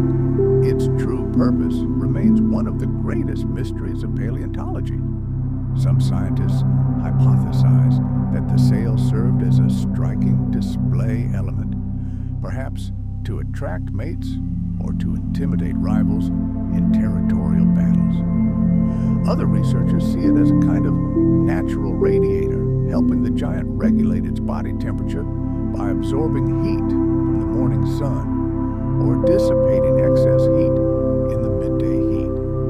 A more recent theory suggests that the sail may have served as a stabilizer during swimming, acting like a ship's keel or a dorsal fin, significantly increasing this predator's maneuverability in the water. Regardless of its primary function, this sail created a memorable silhouette and likely served several important roles in the dinosaur's life. Despite all its aquatic adaptations, Spinosaurus wasn't completely cut off from the land world. The fossil record shows that it shared its habitat with other formidable creatures.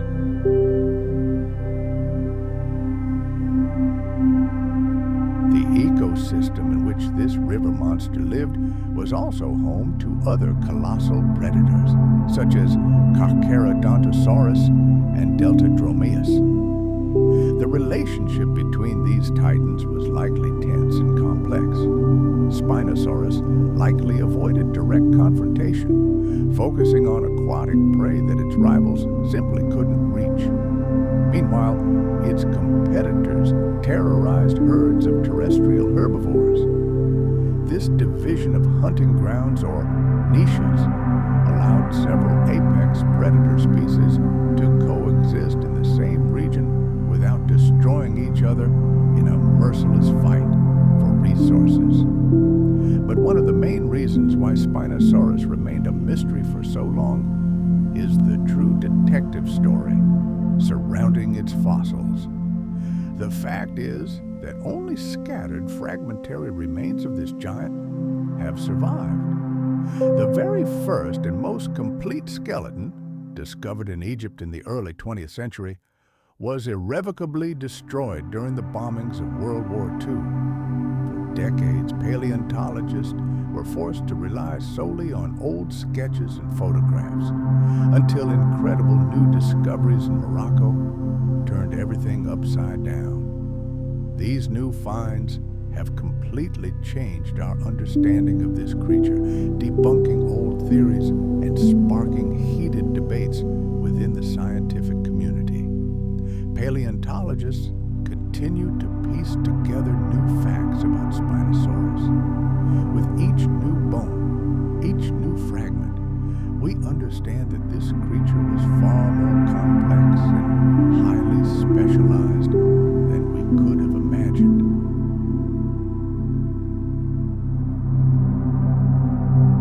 Researchers have immersed themselves in studying the biomechanics of Spinosaurus.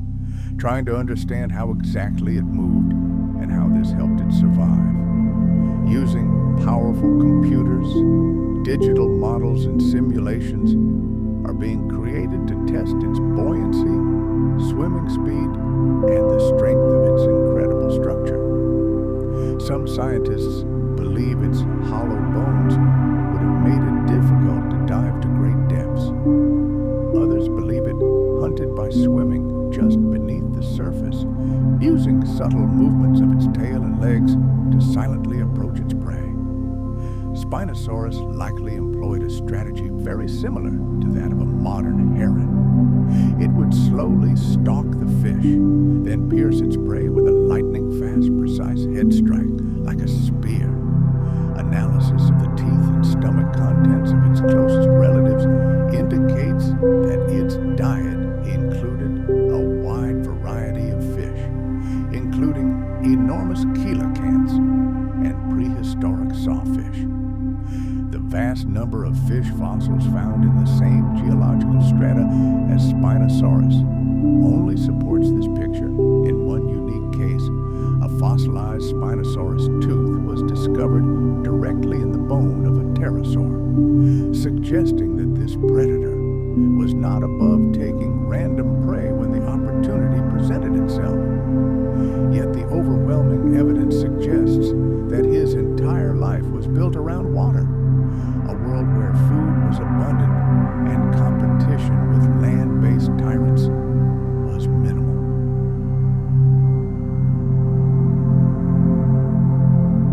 Spinosaurus's extinction occurred long before the asteroid impact that wiped out the dinosaurs of North America at the end of the Cretaceous. Most likely, global climate change, fluctuating sea levels, and the restructuring of the entire ecosystem played a fatal role in its fate. Rivers shifted their courses, and the vast wetlands that had been its home began to dry up and disappear. Its unique adaptations, once the key to its prosperity, became a death trap in this new environment. Its complete dependence on aquatic life made it extremely vulnerable to changes that destroyed its food supply and breeding grounds. Nevertheless, his legacy lives on. Spinosaurus serves as a shining example of the complex and unpredictable paths evolution has taken over millions of years. During the Mesozoic era, when dinosaurs reigned supreme, nature conducted the most daring experiments, creating incredible life forms. One such wonder was Spinosaurus, an astonishing hybrid that blurred the line between land and water. In a world dominated by land giants, it forged its own unique path and became a true master of the rivers. The story of Spinosaurus continues to unfold today.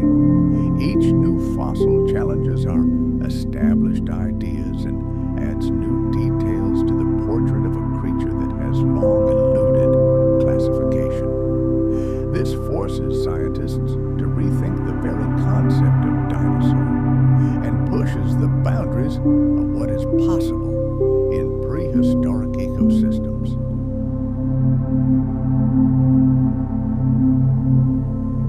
Among all the deadly dinosaurs of the past, Spinosaurus remains one of the most remarkable. Its size and strength are awe-inspiring, but even more astonishing is the unique lifestyle that allowed it to hunt and thrive in a world inaccessible to others. Now, let's fast forward to the end of the Cretaceous period to what is now Patagonia in Argentina. Here, in this wondrous world, a predator emerged that could challenge history's most notorious tyrants. This tall and swift beast was known as Giganotosaurus carolinii. It lived approximately 9 to 8 million years ago, during an era when South America was a continent of titanic creatures and a brutal struggle for survival. Giganotosaurus, whose name translates as giant southern lizard, was a true apex predator of its era. Its body was built not only for brute force, but also for strategic, calculated attacks. It could hunt both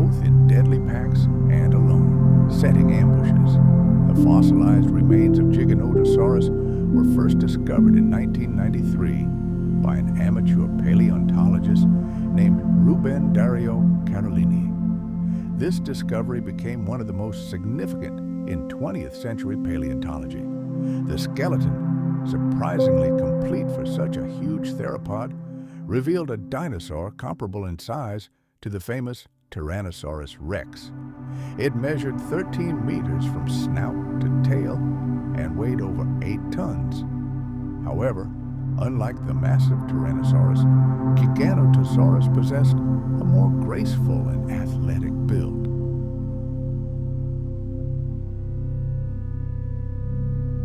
Despite its powerful muscles and deadly bite, it was leaner and faster than many of its relatives, ideally suited for swift, slashing attacks. Its skull, reaching over 5 feet in length, was narrow and elongated, and its jaws were armed with razor-sharp teeth. These serrated weapons were designed to cut flesh, not crush bone. Giganotosaurus's jaws were powerful, but their force was no match for the crushing bite of a Tyrannosaurus. Instead, it relied on speed and technique, delivering a series of quick, deep bites to weaken its prey through blood loss and the shock of horrific wounds. Its skull was ingeniously designed, lightweight yet providing ample space for powerful jaw muscles, allowing it to tear out huge chunks of flesh without wasting energy on crushing bone. Giganotosaurus belonged to a family of theropods known as Carcharodontosauridae, which included other giant predators such as Carcharodontosaurus and Mapusaurus. These dinosaurs were distinguished by their colossal size, astonishing agility for such giants, and lightning-fast attack tactics. In South America, a land teeming with enormous herbivores, Giganotosaurus was the undisputed king. Among its potential prey were veritable living mountains, giant sauropods like Argentinosaurus. It was one of the largest land animals to ever walk the planet. These titans could reach lengths of over 30 meters, making them incredibly formidable opponents, even for such a predator.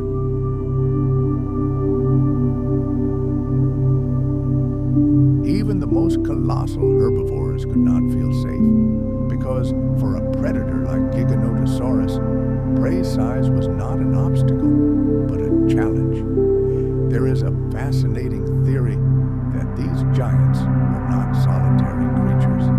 Imagine the scene: an entire pack of these monsters, acting like a single, well-oiled machine.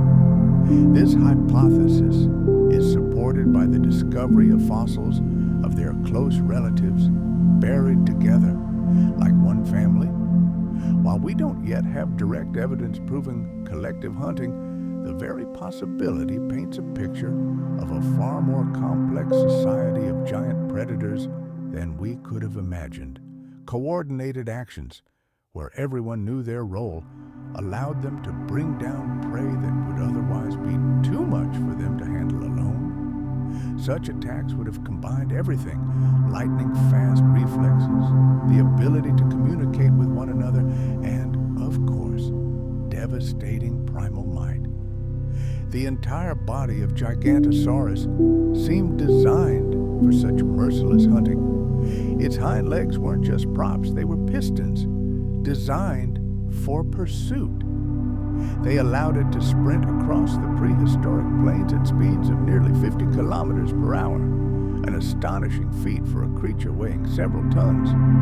Its forelimbs, while seemingly small compared to its gigantic body, weren't useless appendages like those of the Tyrannosaurus.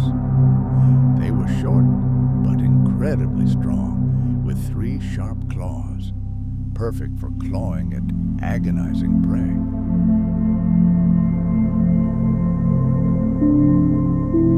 Its long, muscular tail served as an ideal balancer, helping this giant maintain its balance during fast chases and abrupt maneuvers.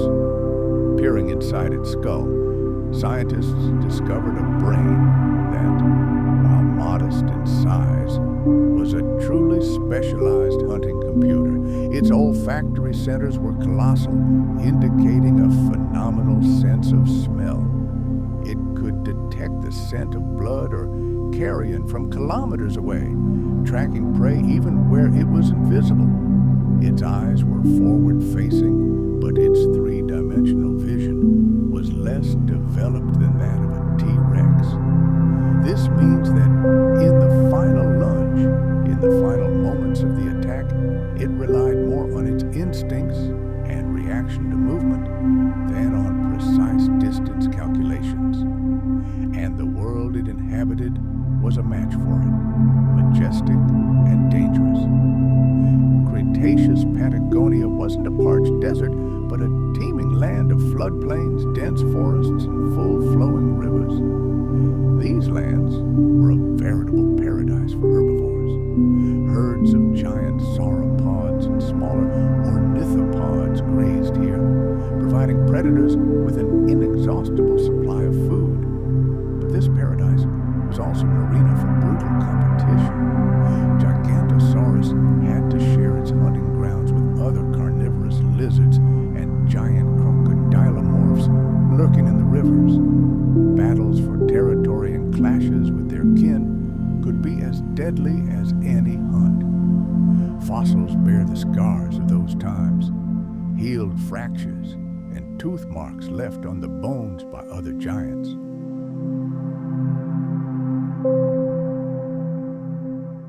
But even such a dominant predator didn't last forever. Its reign came to an end.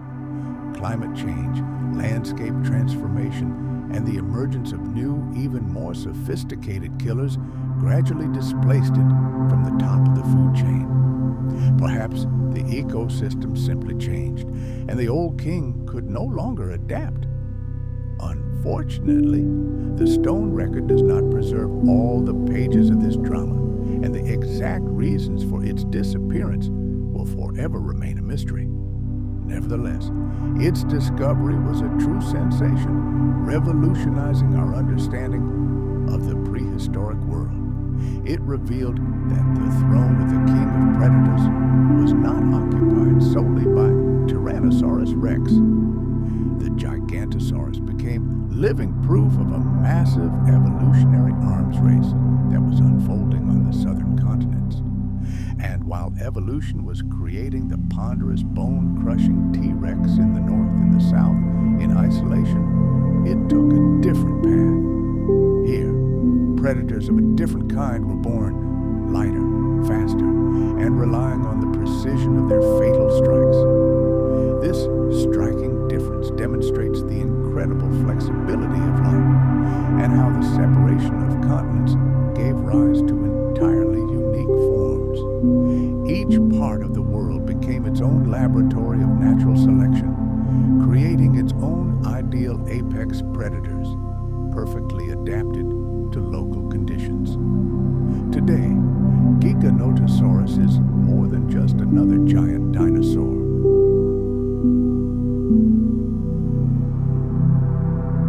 It is a striking antithesis to the tyrant king, a creature whose strength lay in speed, teamwork, and maneuverability. In the endless saga of evolution, it serves as a reminder that dominance can take many forms, and that brute force is not always more important for survival than cunning strategy and adaptability. This lizard is undoubtedly one of the most dangerous hunters ever to walk the earth. Its place in history is based not on myth, but on irrefutable facts. Fossils that tell us the tale of its ancient dominion. It was a killing machine, created by nature itself. A hunter, born in the perfect time and place. A true reflection of the brutal and beautiful world of the southern hemisphere during the Cretaceous period. A true giant from the abyss of time. Now let's travel back 125 million years to the heart of the early Cretaceous period. The land where modern American cities would one day rise was a completely different world.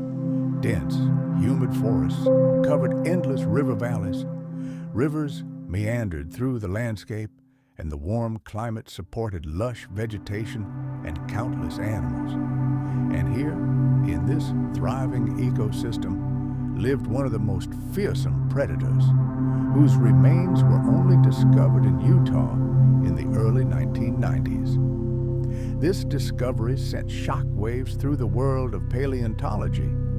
It forced scientists to completely rethink their understanding of the size and capabilities of predatory dinosaurs from the dromaeosaur family.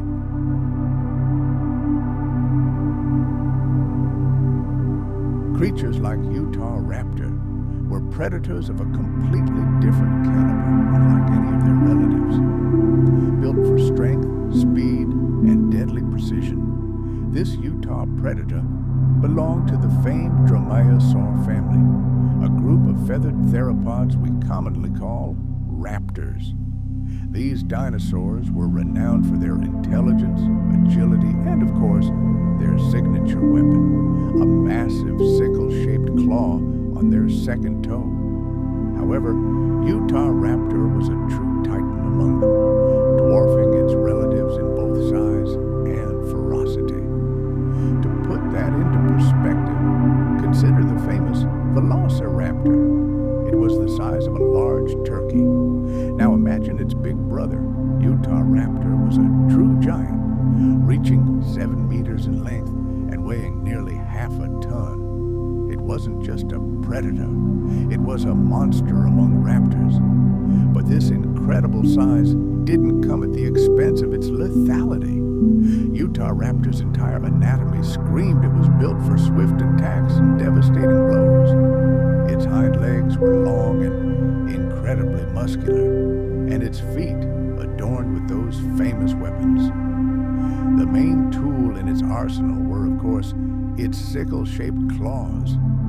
Each claw on its feet was a curved blade over 20 centimeters long, sharp as a surgeon's scalpel, and designed for one purpose: slicing through flesh. Fossils show that when walking, this claw was raised upward without touching the ground. This unique feature allowed it to always remain razor-sharp and ready for combat.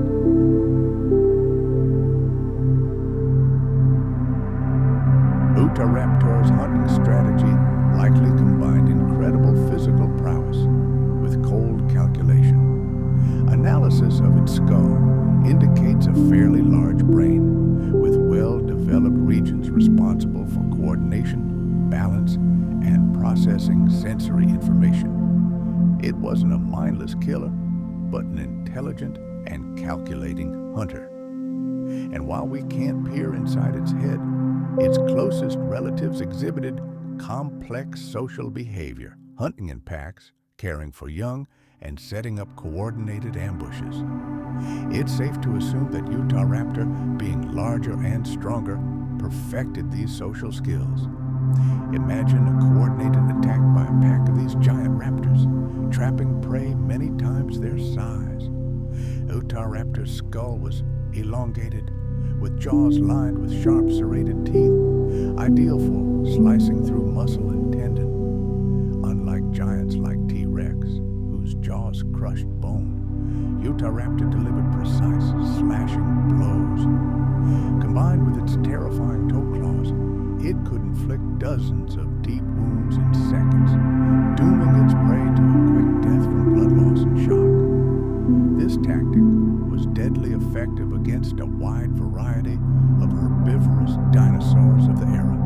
The discovery of this predator in the early 1990s was a true milestone in paleontology. At the time, science knew very little about large members of the dromaeosaurid family. Its fossils were found in the Cedar Mountain Formation, renowned for its incredible diversity of prehistoric life.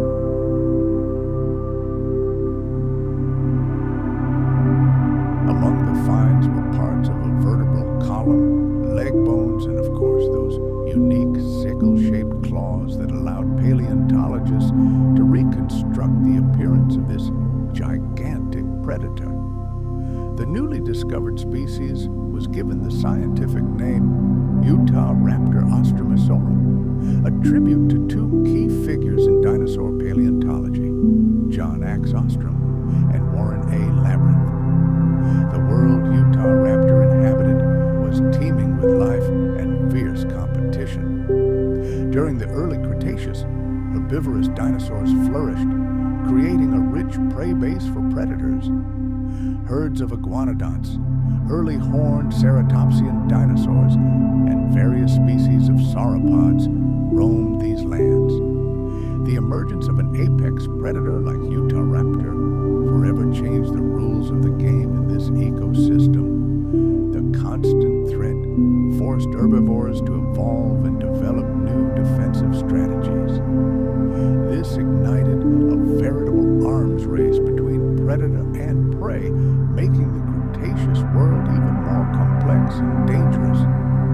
Although the fossil remains of this giant are not as numerous as those of some of its relatives, each new find is a priceless piece of the puzzle that sheds light on its remarkable history. Let's take a look at its more famous relatives, such as Deinonychus and the famous Velociraptor. Drawing analogies, paleontologists paint a picture of the Utah predator covered in thick, vibrant plumage.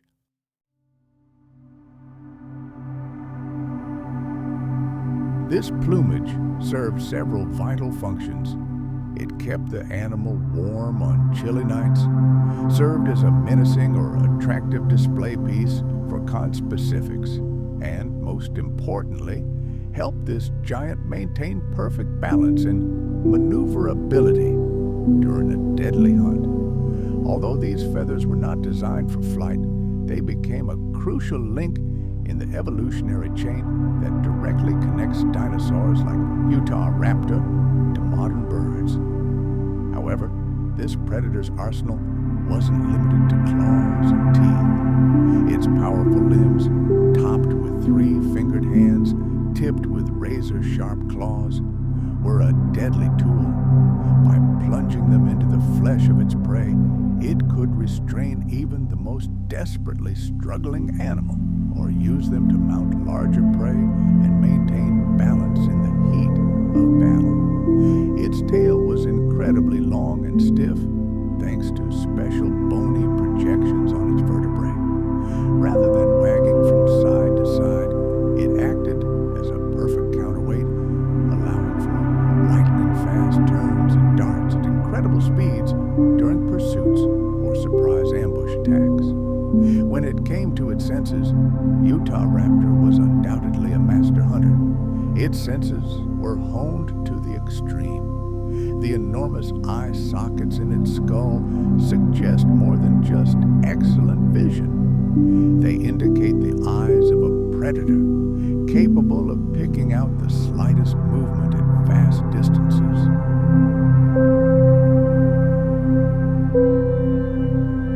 And its olfactory centers in the brain, responsible for recognizing scents, were so developed that it could sniff out prey or carrion from miles away.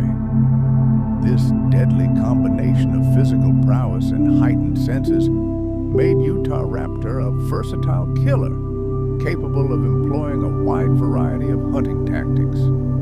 The very discovery of this giant in Utah forced scientists to rethink their views on the entire dromaeosaurid group. Until then, all raptors were thought to be relatively small predators hunting small prey. But the emergence of Utahraptor revealed that this lineage was far more diverse. It gave rise to a whole spectrum of killers, from small and agile pack hunters to gigantic and deadly solitary apex predators. Such diversity only highlights how complex and multifaceted Cretaceous ecosystems were. Paleontologists continue to piece together information about this fascinating world. Let's travel back in time and consider the social behavior of this predator. While we have no direct evidence that Utahraptors hunted in packs, fossilized footprints and mass graves of their close relatives hint at the possibility. Imagine this: a whole pack of these giants acting as a single, well-oiled machine, capable of bringing down prey much larger and more dangerous than any one of them could have. This would have instantly elevated them to the top of the food chain.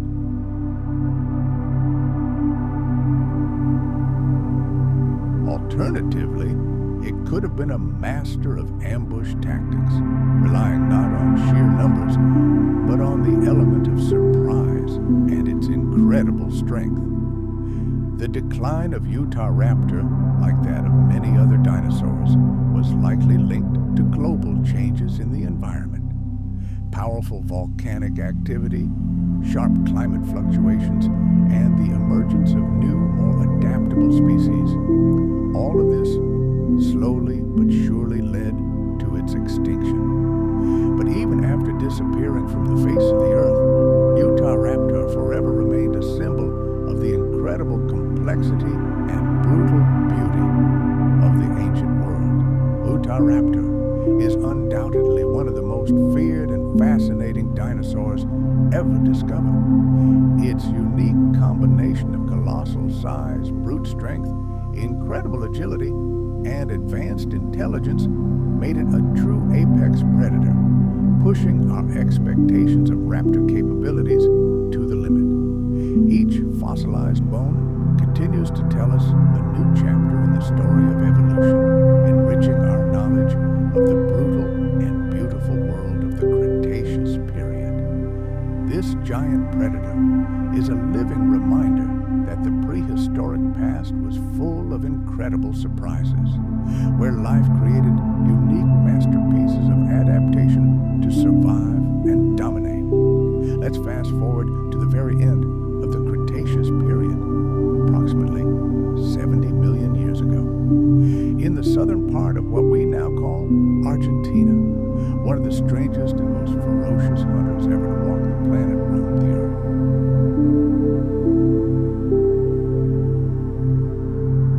Among all the diversity of life, it occupied a special place, combining the speed of a cheetah, agility, and a terrifying appearance. Its name is Carnotaurus, which translates as carnivorous bull. Its remains were first discovered in 1984 in Patagonia, and this discovery forever changed our understanding of the predators of that era. Its unusual appearance and unique adaptations instantly captured the world's attention. Before us is a veritable speed demon, crowned with horns that make it resemble a bull from a nightmare. Carnotaurus was one of the most fascinating and dangerous predators of its time. Its nearly complete skeleton was discovered in the La Colonia Formation, a rich paleontological treasure trove that has preserved a whole cross-section of the South American ecosystem during the late Cretaceous. The find was astonishing, not only because of its state of preservation, but also because of the creature's absolutely unique appearance. Carnotaurus's anatomy was strikingly different from other predators. Its light and graceful frame allowed it to achieve incredible speeds and perform dizzying maneuvers. But what truly set it apart was its crown, a pair of massive, bony horns that menacingly towered directly above its eyes. And here comes another surprise. Its forelimbs were comically tiny, even smaller than those of the infamous Tyrannosaurus Rex. Unlike other giants who relied on brute force, Carnotaurus was born for swift, ambush-like hunting.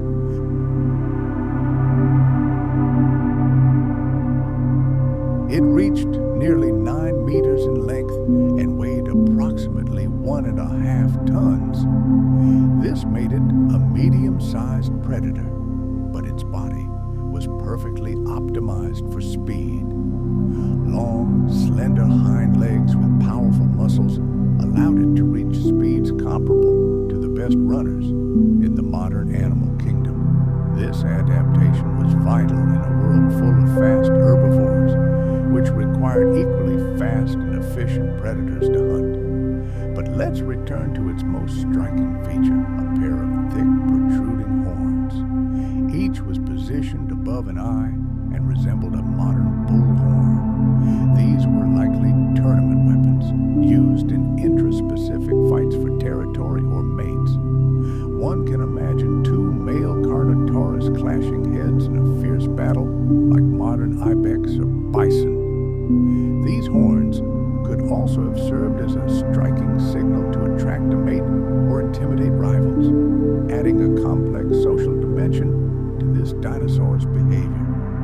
Carnotaurus' skull was low and narrow, and its jaws were lined with razor-sharp teeth designed for slicing through flesh. Its bite force wasn't as strong as that of larger predators, suggesting its tactics. It relied on a series of quick, precise strikes rather than a single devastating bite. Combined with its heightened senses, Carnotaurus was likely a deadly ambush predator that relied on surprise and speed. This agile killer sought to seize its prey before it could react. Its forelimbs were so reduced that they appeared almost useless.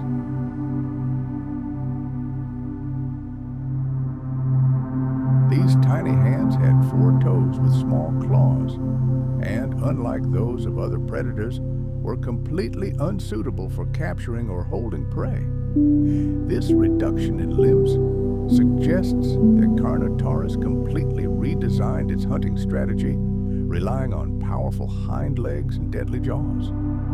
The loss of functional forelimbs may have even benefited it, reducing weight and improving balance, making it even faster and more maneuverable. Carnotaurus' tail was muscular and flexible, serving as an ideal rudder and stabilizer during a high-speed chase. The special structure of the vertebrae allowed powerful muscles to attach to them, transforming the tail into a rigid counterweight for the front of the body. This anatomical feature was critical for making sharp turns at full speed, allowing Carnotaurus to pursue even the most agile prey over rough terrain. The world in which Carnotaurus lived was populated by herds of herbivorous dinosaurs, such as hadrosaurs, giant titanosaurs, and smaller ornithopods. These animals were often well-armored and dangerous in combat. Carnotaurus appears to have hunted them using ambush tactics. Picture the scene, lurking in dense undergrowth, patiently biding its time, its muscles tensed like a coiled spring, and then, in an instant, it leaps, a blur, hurtling toward its unsuspecting prey. Its speed, agility, and powerful jaws allowed it to inflict fatal wounds before its prey even realized what had happened.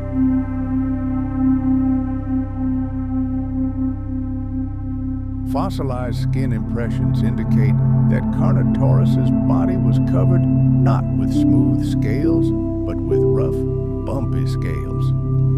It is possible that its back also bore larger, bony plates, osteoderms, growing directly from the skin. This armor, a type of armor, could have provided additional protection in encounters with prey or other predators, increasing its chances of survival.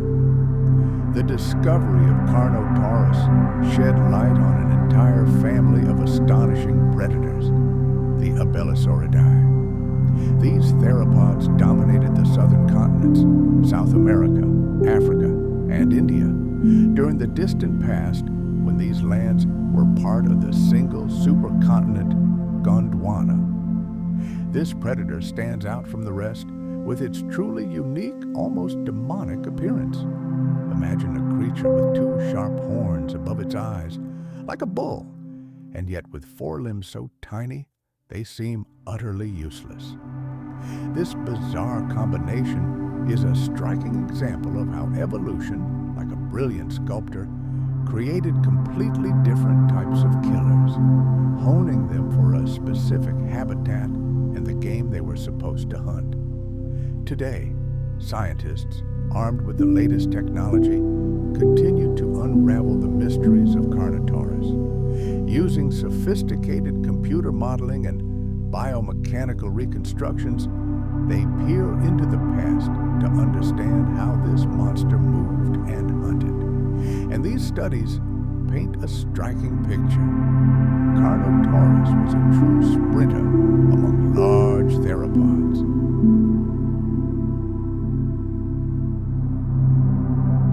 It could reach speeds of up to 30 kilometers per hour, and possibly more, a speed comparable to that of a modern athlete, but in the body of a multi-ton monster.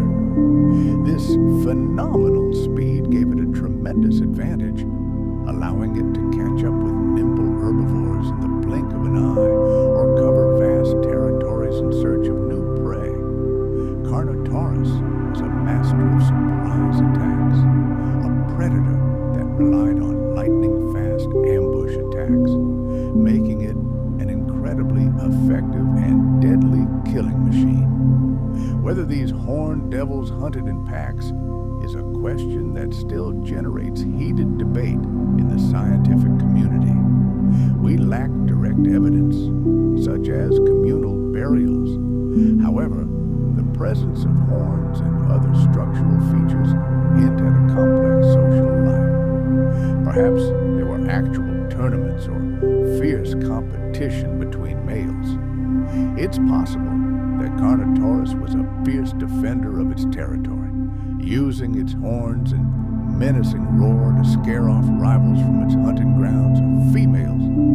Alternatively, it could easily have been a cold-blooded lone killer, relying not on teamwork, but on its incredible speed and ability to remain undetected. But even with its formidable arsenal, it wasn't the king of its world. It had to share its territory with other giant predators, and the competition for resources was brutal and merciless. Moreover, the planet itself was changing.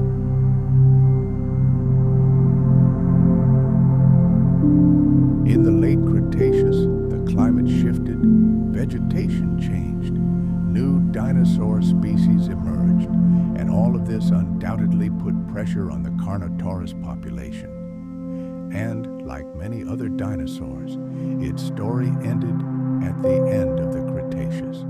It disappeared from the face of the earth, leaving behind only fossilized bones and a legend of speed, power, and a completely unique anatomy.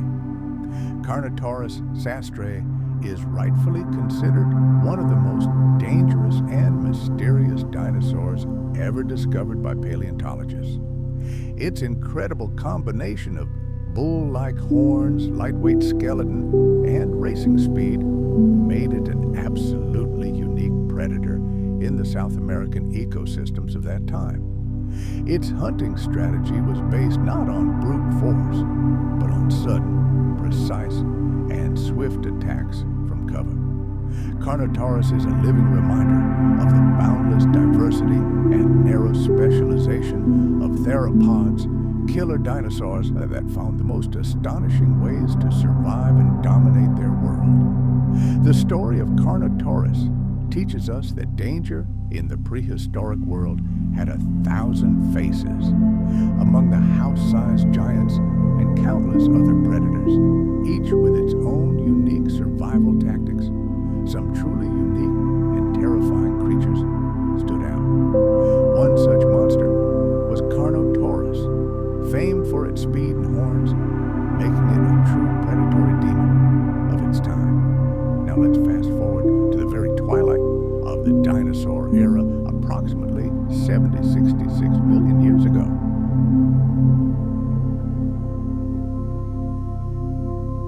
Here, on the lost ocean continent we know today as Madagascar, one of the most ferocious predators of its time reigned supreme, Majungasaurus crenatissimus. This lizard was one of the most ferocious theropods ever to roam this island land. Its discovery not only revealed its unique physical adaptations, but also revealed a truly shocking dark side of its nature. irrefutable evidence of cannibalism. This dinosaur was no sprinter.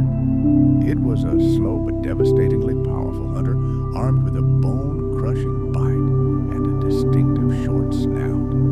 A true apex predator and a terrifying example of the lengths to which it had to go to survive in harsh conditions. Majungasaurus remains were first described in the early 20th century, but the most important pivotal discoveries were made much later, in the 1990s and 2000s, in a geological formation in northwestern Madagascar. These remarkably preserved fossils allowed scientists to reconstruct a nearly complete appearance of this dinosaur and understand its role in the ancient ecosystem. Majungasaurus belongs to the Abelisauridae family, a group of predatory dinosaurs that thrive primarily on the southern continents. They are easily recognizable by their characteristic short skulls and very robust, powerful build. This dinosaur grew to approximately 6-7 meters in length and weighed about a ton, making it a medium-sized predator. But its entire anatomy screamed that it was built for brute strength, not speed.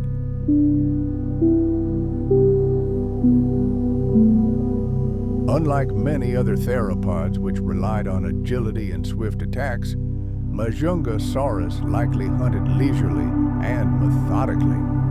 Its short, blunt snout was reinforced with thick bones, strongly suggesting that it could use its powerful jaws to tackle large, resistant prey.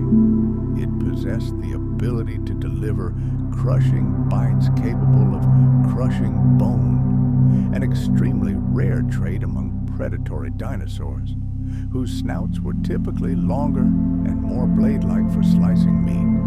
But Majungasaurus took a different path.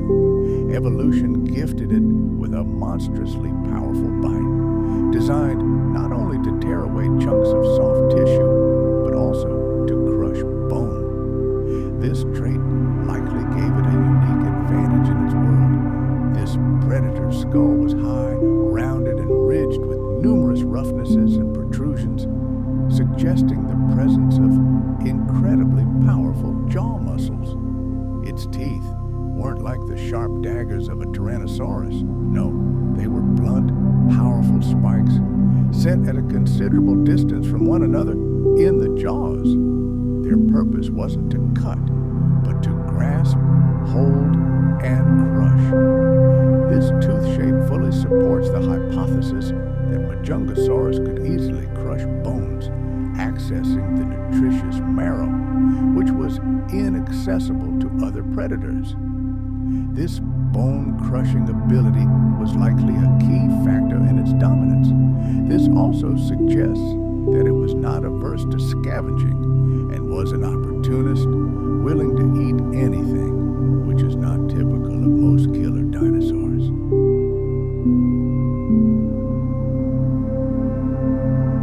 But the most exciting and at the same time disturbing discovery associated with this dinosaur is the evidence of cannibalism. Paleontologists discovered bones of Majungasaurus itself, bearing deep bite marks, and the shape of these marks perfectly matched the shape and size of the teeth of the same species.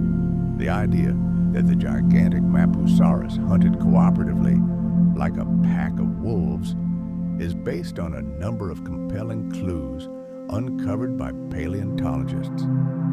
First, the very discovery of fossils of several individuals in one location is a clear indication that these dinosaurs lived, or at least died, together. Second, studies of their close relatives, the Carcharodontosaurids, also hint at the existence of complex social networks.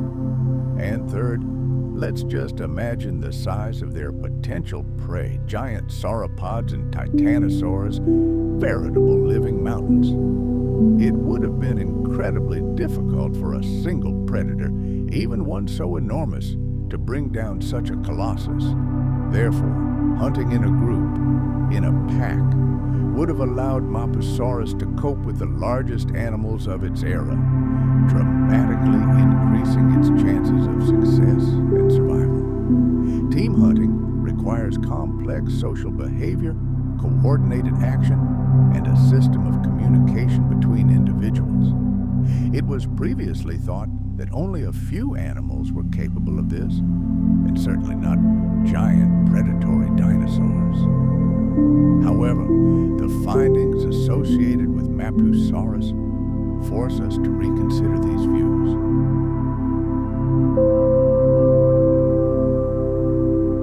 They suggest that some theropods may have possessed a brain developed enough to support such complex interactions.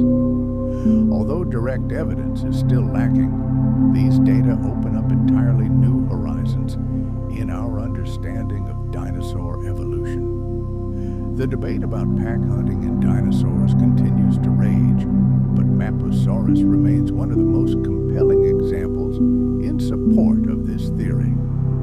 The very anatomy of this predator seems designed for cooperative action.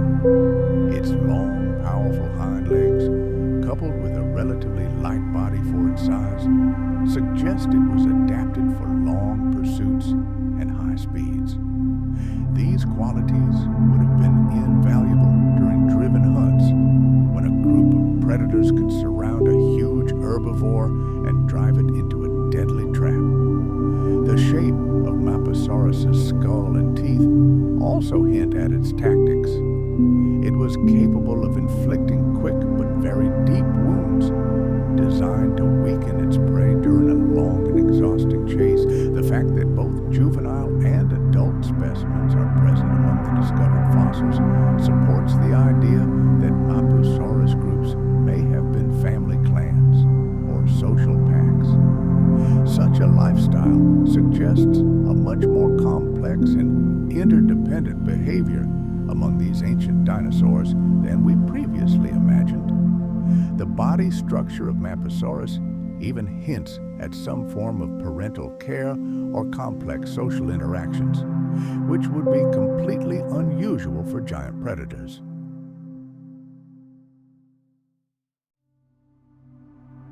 This challenges the established image of the theropod as a cold-blooded, solitary hunter and opens a new chapter in the study of dinosaur social life. Beyond the obvious hunting advantages, group living may have provided Mosasaurus with other survival benefits. For example, collective defense against rival predators, shared care of young, and more effective territorial defense. All of these factors could have contributed to the development of social bonds within the species. In a world dominated by colossal herbivores, the ability to hunt cooperatively provided a decisive advantage. Modern scientific research, comparing Mosasaurus to pack predators like wolves and lions, is helping paleontologists piece together the lives of these amazing creatures. They may have had complex pack hunting tactics. Coordination, some individuals flanking their prey, others delivering distracting bites, and still others protecting their kin during a meal, may have been key to the prosperity of these giant meat eaters. However, the available evidence still requires further study. Some scientists believe that mass dinosaur burials may have been the result not of communal living, but of sudden catastrophes, such as a severe drought. But what if this mass grave was merely a tragic accident?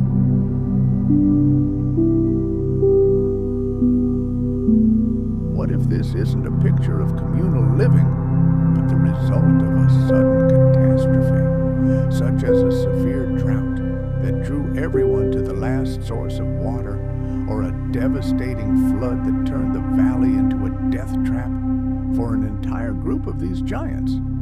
In that case, it may simply be a coincidence, not a compelling argument for pack hunting. Still, the evidence hidden in their bone structure and the very nature of that ancient ecosystem overwhelms overwhelmingly supports the hypothesis of complex social behavior. Future excavations and analysis of new finds will undoubtedly shed more light on this fascinating mystery. The very idea that Mapusaurus could hunt cooperatively radically changes our understanding of the dinosaur world. It forces us to rethink these ancient creatures and recognize that they may have possessed far more advanced intelligence and complex social networks than we dared to imagine. Let's travel back for a moment to the Cretaceous period, a time when evolution was continually giving birth to new forms of life. Imagine these prehistoric landscapes. Some predators, like classic solitary theropods, relied on lightning speed and surprise, attacking from ambush. But Mapusaurus, it seems, chose a different path, the path of collective intelligence and cooperative action to assert their dominance in this wild world.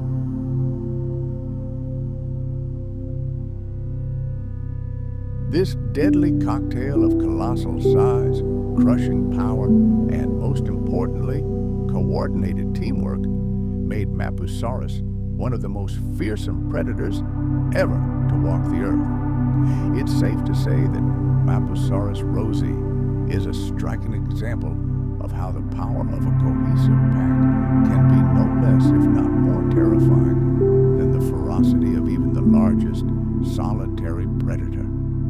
The discovery of an entire fossil graveyard, where the remains of several individuals lie side by side, provides compelling evidence of their social lifestyle and collective hunting, which sets Mapusaurus apart from many other dinosaurs.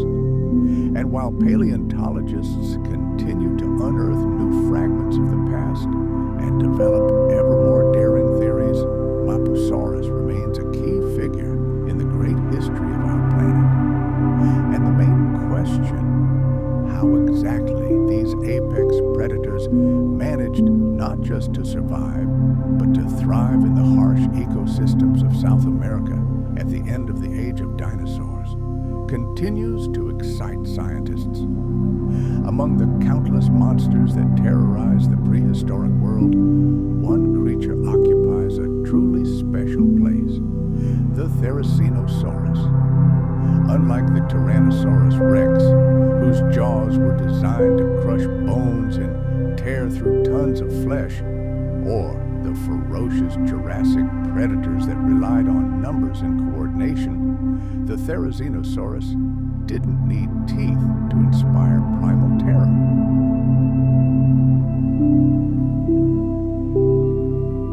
Nature endowed it with a weapon unmatched in the entire dinosaur world: gigantic, scythe-like claws that could reach a full meter in length. These claws, combined with its highly unusual body structure and behavior shrouded in mystery, make the Tyrannosaurus one of the most dangerous and bizarre creatures ever discovered by paleontologists. The story of Tyrannosaurus coloniformis began in the late 1940s when the first discoveries were made in Mongolia's Nemec Formation. This site, a veritable paleontological Klondike, has revealed many secrets of the Cretaceous period. It was here that scientists first encountered gigantic sickle-shaped claws, which they initially attributed to some gigantic turtle-like creature. However, as the decades passed, new fossils, including fragments of a skull, pelvis, and limbs, allowed the pieces of the puzzle to be pieced together. A much clearer and therefore even more astonishing picture emerged before the astonished researchers. Tyrannosaurus was an incredibly tall creature, reaching heights exceeding 10 meters. It walked upright like a giant bird, with a massive barrel-shaped body, a disproportionately long neck, and a tiny head. This bizarre physique baffled early researchers, especially given that its teeth clearly indicated a herbivorous diet. Yet despite being classified as a herbivore, or at most an omnivore, its claws are the arsenal of a born fighter, not a peaceful forager.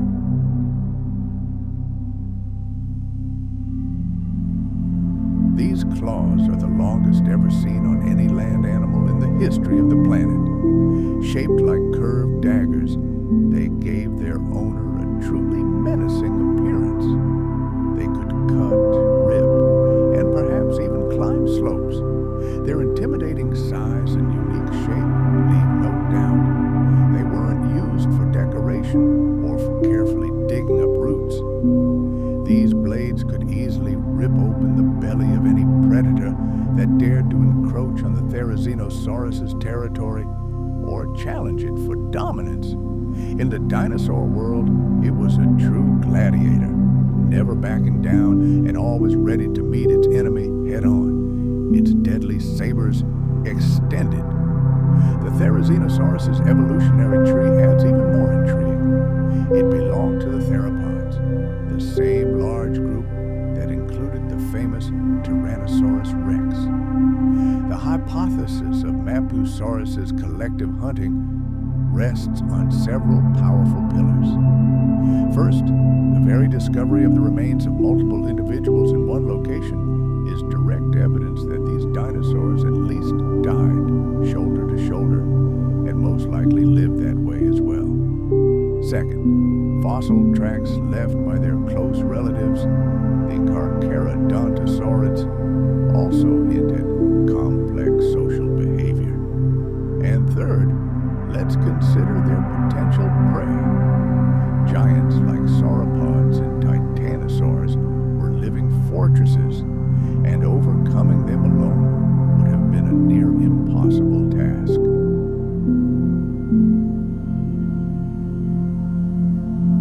Therefore, hunting in groups allowed Mapusaurus to effectively deal with these massive creatures, greatly increasing their chances of success and consequently survival.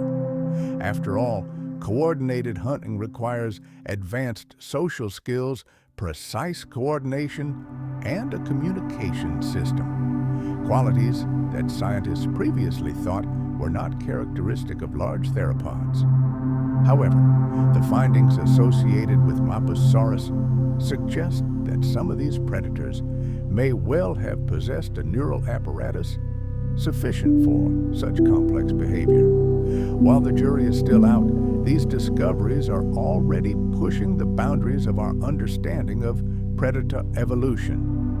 The debate about dinosaur pack hunting continues, but Mapusaurus offers one of the strongest arguments in favor of this theory. The very anatomy of this predator confirms its role as a team player. Its long legs, powerful hind limbs, and relatively light skeleton for its size suggest it was built for long, exhausting pursuits, not short sprints. These qualities would have been invaluable during driven hunts, when a pack would surround huge herbivores, cutting off their escape routes and driving them into a deadly trap. The shape of Mapusaurus's skull and teeth were ideal for inflicting quick but deep slashes, which would have weakened the prey, causing it to bleed out during a long chase.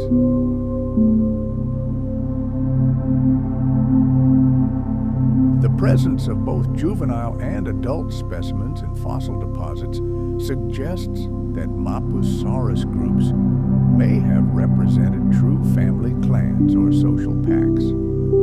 Such a lifestyle would have been extremely effective in the harsh conditions of the ancient world. This structure and findings suggest the presence of parental care and complex social interactions, which is completely at odds with the classic image of a large predatory dinosaur. This discovery literally overturns our traditional notions of theropods as lone wolves and opens a new chapter in the study of dinosaur social life. Beyond the obvious hunting advantages, group living provided Mapusaurus with other survival benefits. Collective defense against competing predators, shared care of offspring, and more effective territorial defense. All of these could have been the driving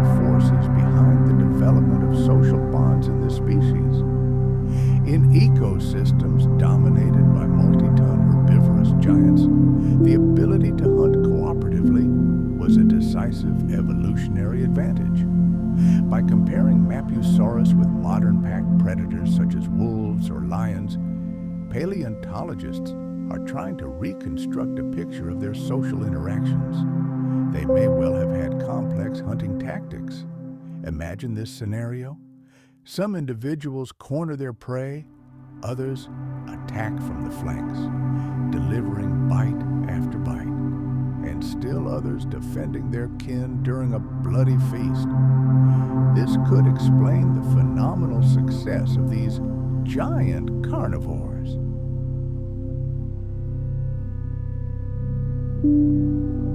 However, not all scientists share this view. Some believe the massive bone accumulations could have been the result of a catastrophic event. Imagine a sudden drought that drove dozens of animals to a drying watering hole where they perished, or a massive flood that turned a lowland into a mass grave. In this case, we are dealing with a tragic coincidence, not evidence of social hunting. Nevertheless, anatomical and ecological evidence increasingly tips the scales in favor of the hypothesis of complex social behavior. Future research and new fossil finds will undoubtedly help settle this debate. The possibility that Mapusaurus hunted in packs opens a completely new dimension to our understanding of dinosaur behavior. It proves that these ancient creatures may have been far more intelligent and socially organized than we are accustomed to believing. Mapusaurus is a unique creature whose history reveals the diversity of predatory strategies honed by evolution during the Cretaceous period. While some theropods relied on speed and stealth to ambush their prey, Mapusaurus likely utilized the power of the collective to dominate their habitat. The combination of its terrifying size, incredible strength, and ability to act as a single organism made Mapusaurus one of the most dangerous dinosaurs ever discovered. Its history is a striking example of how the power of a pack can be as formidable as any single predator.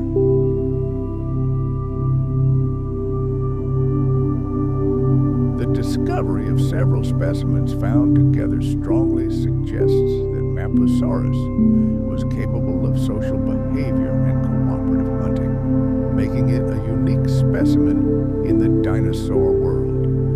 And as paleontologists discover new fossils and refine their theories, Mapusaurus remains a vital part of the great fossil record.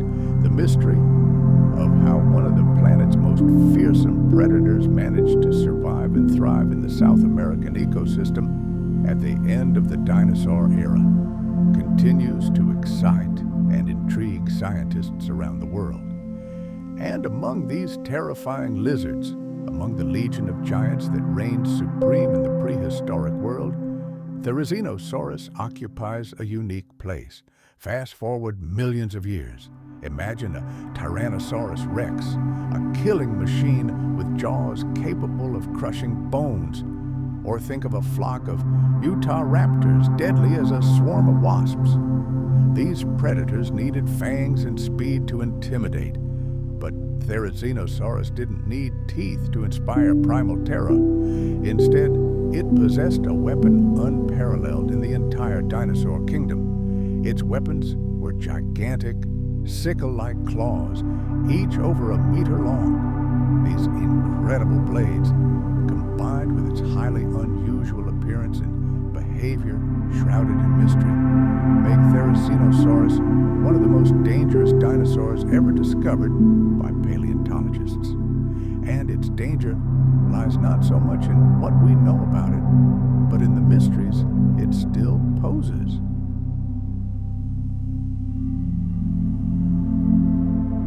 The world first learned of this creature in the late 1940s, when the first discoveries were made in Mongolia's Nemegt Formation. This site, a veritable graveyard of giants, revealed many secrets of the late Cretaceous period to humanity. When scientists first unearthed the creature's gigantic claws, they were baffled. The initial hypothesis was that they belonged to some kind of colossal turtle-like reptile. However, as the decades passed, new fossils, including fragments of the skull, pelvis, and limbs, gradually began to fit together. A much clearer and more striking picture of this astonishing creature began to emerge. The Tyrannosaurus was incredibly tall, reaching up to 10 meters in height, and it walked in an upright bird-like stance. It had a huge pot-bellied body, a long, almost swan-like neck, and a disproportionately tiny head. This strange build baffled early researchers, especially given that its teeth clearly indicated a plant-based diet. Although it is considered a herbivore, and possibly even an omnivore, its claws were more reminiscent of the weapons of a ruthless predator or gladiator. These are the longest claws ever found on a land animal in the history of the planet. Their shape resembled curved blades, which could undoubtedly have been used for slicing, ripping, or perhaps even climbing. Their size and shape are simply astounding. These claws weren't designed for showy displays or for gently ripping leaves.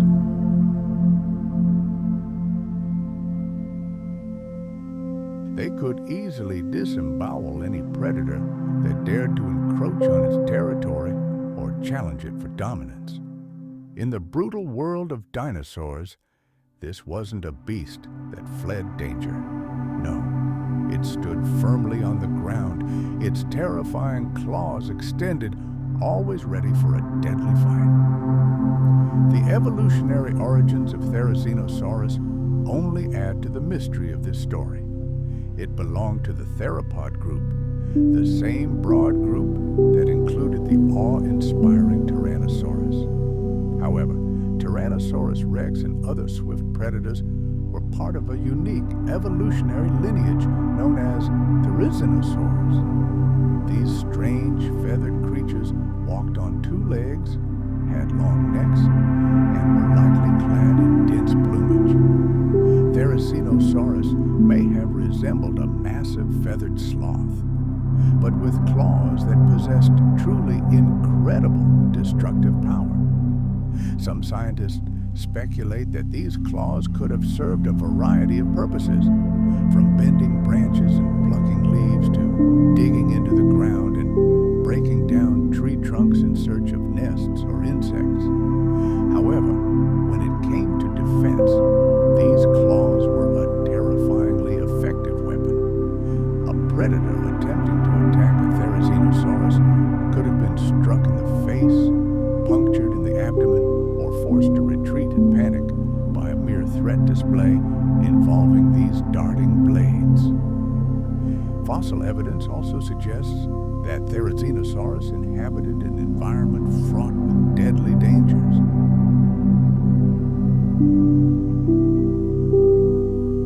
At that time, the world was populated by apex predators like Tarbosaurus bataar, a close relative of T-Rex. This meant Tyrannosaurus had to be constantly on guard to survive. Its impressive size, powerful musculature, and razor-sharp claws likely made even the largest predators think twice before tackling it. Tyrannosaurus's skull was small, with a beak and sparse teeth, supporting the theory that it was a herbivore. However, other theories exist. Tyrannosaurus may have been omnivorous, supplementing its diet with smaller animals if necessary. Its long neck allowed it to browse foliage from tall trees, similar to modern giraffes, and the wide hips and massive intestines indicated the ability to effectively digest coarse, fibrous plant foods. As for its behavior, we can only speculate. Some paleontologists believe Tyrannosaurus may have used its claws for mating displays or ritualized combat between males of the same species. This would have allowed it to stand out even more. Today, we see similar behavior in animals such as deer and goats, which use their antlers not only for defense but also to establish social hierarchy. Paleontological reconstructions often depict Therizinosaurus as a lumbering feathered giant looming over vegetation with curved claws and a wary gaze. Its eerie combination of avian features and monstrous appearance has also made it a popular figure in popular culture, from documentaries to video games.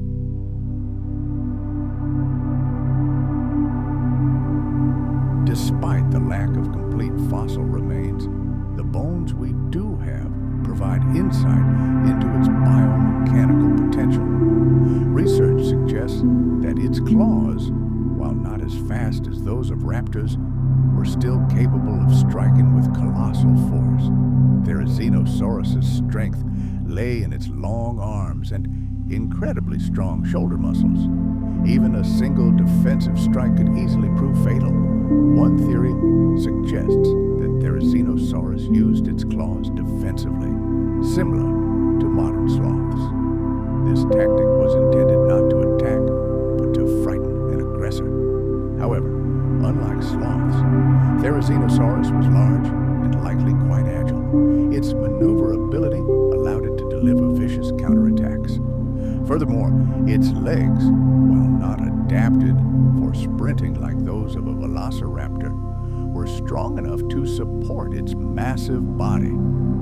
This likely allowed it to turn quickly, giving it an advantage when confronting a threat. Its tail, though less studied, may have been used for balance or even as an additional defensive tool. Therizinosaurus challenges our notions of what makes a dinosaur dangerous. Danger goes beyond predatory behavior. The ability to inflict harm, defend itself with crushing force, and intimidate attackers also plays a crucial role. In this context, Therizinosaurus was likely one of the most effective defenders in history, perhaps rivaling or even exceeding other dinosaurs in terms of dangerousness.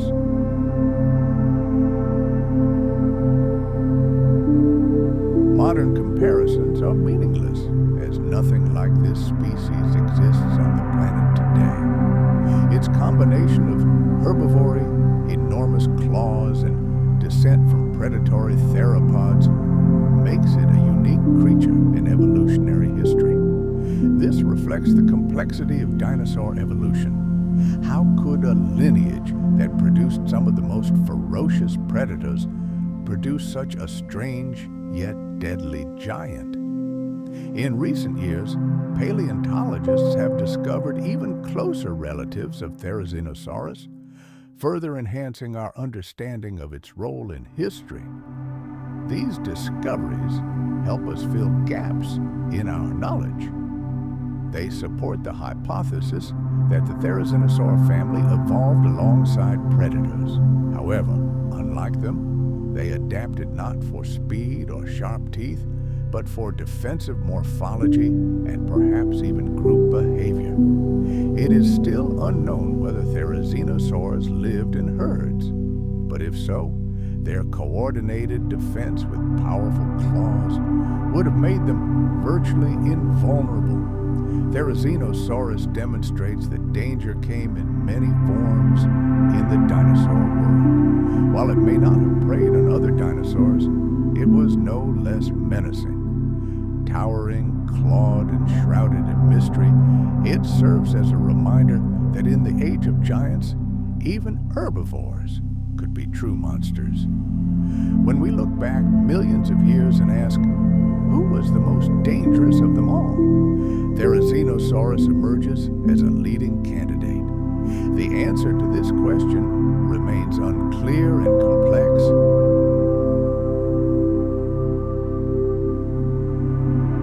Thanks to fossils, anatomical studies, and recent advances in paleontology, we can begin to understand just how formidable these extinct giants were. But what exactly makes a dinosaur dangerous? Its size, strength, speed, intelligence, or a combination of these qualities? Even after decades of discovery, science continues to uncover new mysteries, reminding us how much remains unknown. In paleontological terms, the term dangerous encompasses many aspects. It encompasses physical adaptations that enable predators to hunt and kill effectively, such as powerful jaws, sharp teeth, and agility, as well as defensive capabilities like horns or armor. It also encompasses behavioral traits such as potential intelligence, social hunting strategies, and the ability to dominate an ecosystem. These traits made dinosaurs the great predators of their time. However, studying them from fossils has its limitations. Fossil remains are incomplete and fragmentary, leaving us with only partial skeletons and a limited understanding of soft tissue, behavior, and ecological interactions. Yet, fossils are merely mute witnesses to their real actions. Yes, we find astonishing clues. For example, evidence suggests that the giant Mapusaurus may have hunted in packs, like a pack of prehistoric wolves. Here are tooth marks on the bones of a Majungasaurus, left by another Majungasaurus, chilling evidence of cannibalism.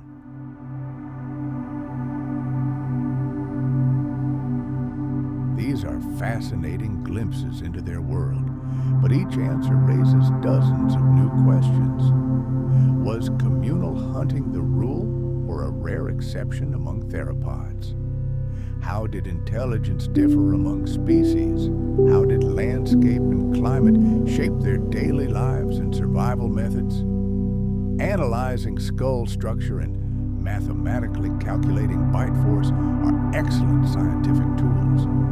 They allow us to quantify danger, but numbers cannot convey the full picture of how these creatures lived, hunted, and interacted. After all, even the most powerful bite in the history of the planet does not guarantee victory in a hunt without taking into account variables such as speed, camouflage, or the ability to cooperate. Any theories about their behavior based on fossil footprints and bones should be taken with a grain of salt.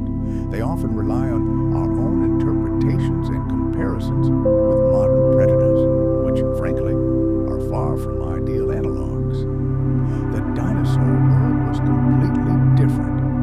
Moreover, our understanding of this world is changing literally before our eyes thanks to breakthrough technologies. 3D scanning allows us to recreate precise models of ancient animals. Biomechanical modeling reveals how they moved, and chemical analysis of bones reveals incredible secrets. Each new step in this research adds color to the canvas of prehistory.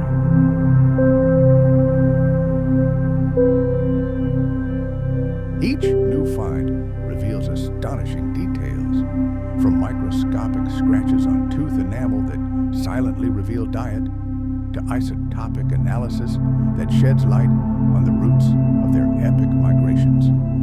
Paleontology is a science in constant flux, and what seems like an unshakable truth today can be completely revised tomorrow, thanks to a single discovery. The true threat these dinosaurs posed lay not simply in their physical prowess, but in their incredible evolutionary triumph, spanning millions of years. They adapted to changing environments, engaged in fierce competition with other species, and captured ecological niches never occupied before. Their demise, the final chord of an entire era, left behind a legacy of primordial power and unsolved mystery that still captivates our imagination. The most dangerous dinosaurs ever discovered are our window into a brutal and wondrous world of the past. A world where survival wasn't just a goal, but a daily, hourly challenge. Whether it was the lightning-fast and deadly Utahraptor, the horned and agile Carnotaurus, the ruthless cannibal Majungasaurus, or the communal hunter Maposaurus. Each of these creatures was the living embodiment of power and danger, a killing machine with razor-sharp teeth and claws. But these creatures are much more than mere prehistoric monsters. They are the protagonists of a grand saga of adaptation, survival, and the indomitable will to live.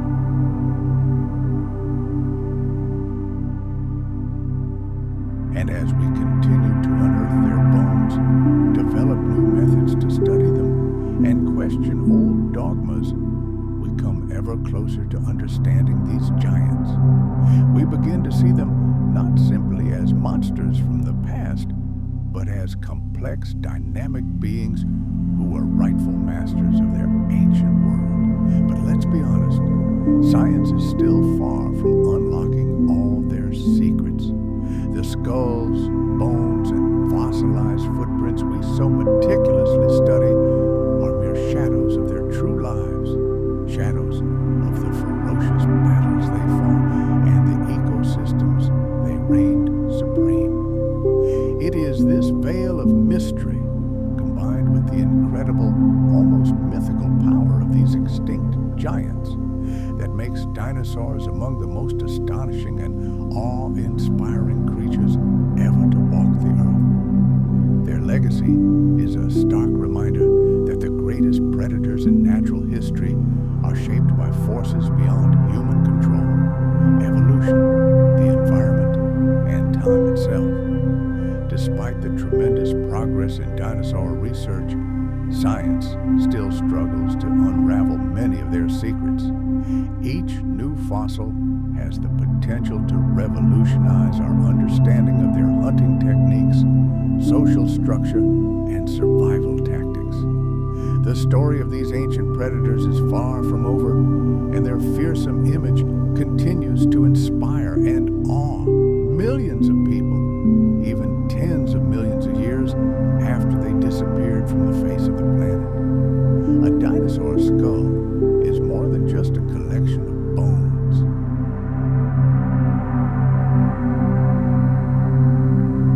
Before us is a perfect killing tool, a masterpiece of natural engineering that opens the door to the world of this ancient predator.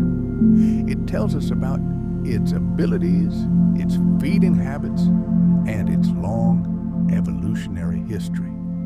By studying the anatomy of the skulls of the most dangerous dinosaurs, paleontologists are pieced together a picture of how these apex predators dominated their ecosystems, combining brute strength, deadly precision, and astonishing adaptability.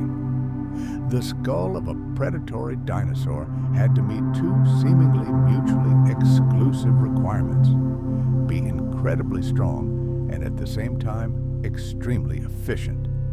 On the one hand, it had to withstand the enormous forces of biting and fighting, desperately struggling prey. On the other hand, it had to remain light enough not to hinder the predator's speed and agility. This delicate balance was achieved through a unique bone structure, powerful muscle fibers, and highly specialized teeth. All of this combined transformed the dinosaur's head into a highly effective hunting tool. One of the most striking features of the skulls of many predators is their additional reinforcement. Over the course of evolution, many theropods developed structures that made their skulls even more powerful and deadly. The bones surrounding the cranium thickened and fused together, transforming into a kind of natural helmet capable of withstanding enormous pressure.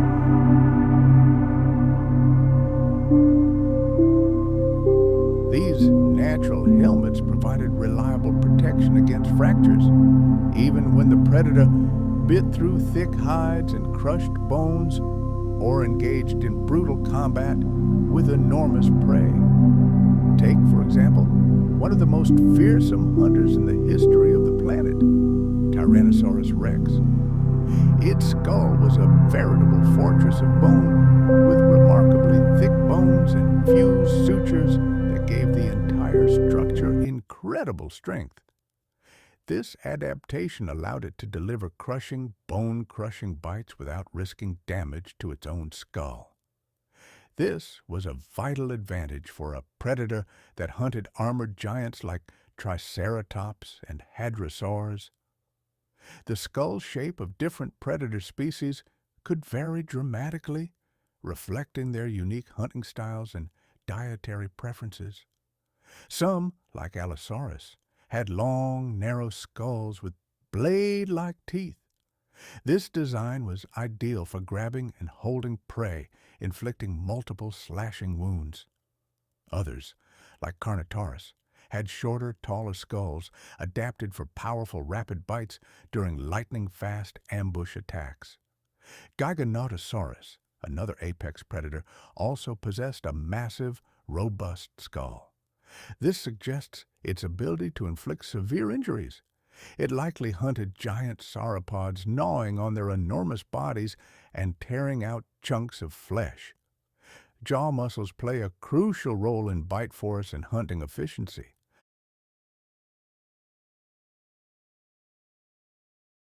Although soft tissues are almost never preserved as fossils, paleontologists can piece together the details by studying the skull structure and muscle attachments.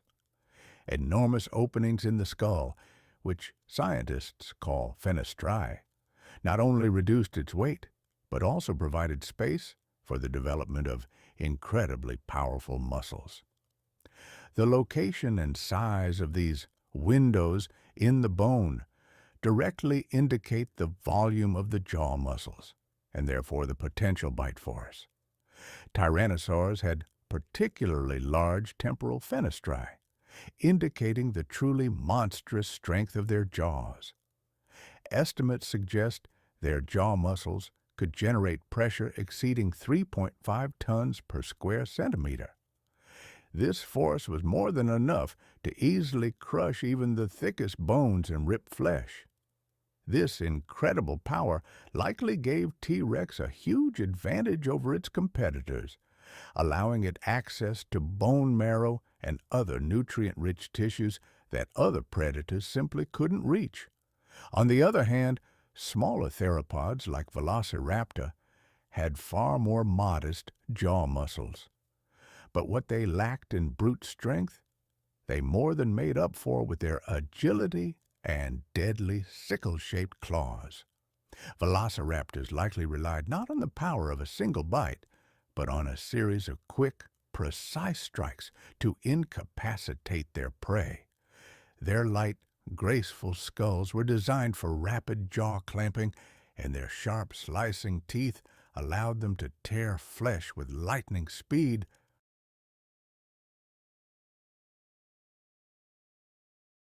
The structure of a dinosaur's teeth directly reflects its diet and hunting strategy.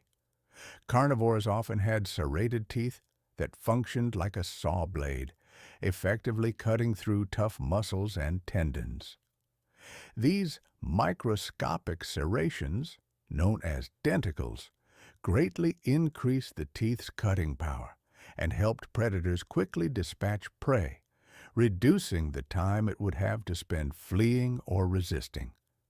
In addition to serrations, teeth varied in shape and size depending on their purpose.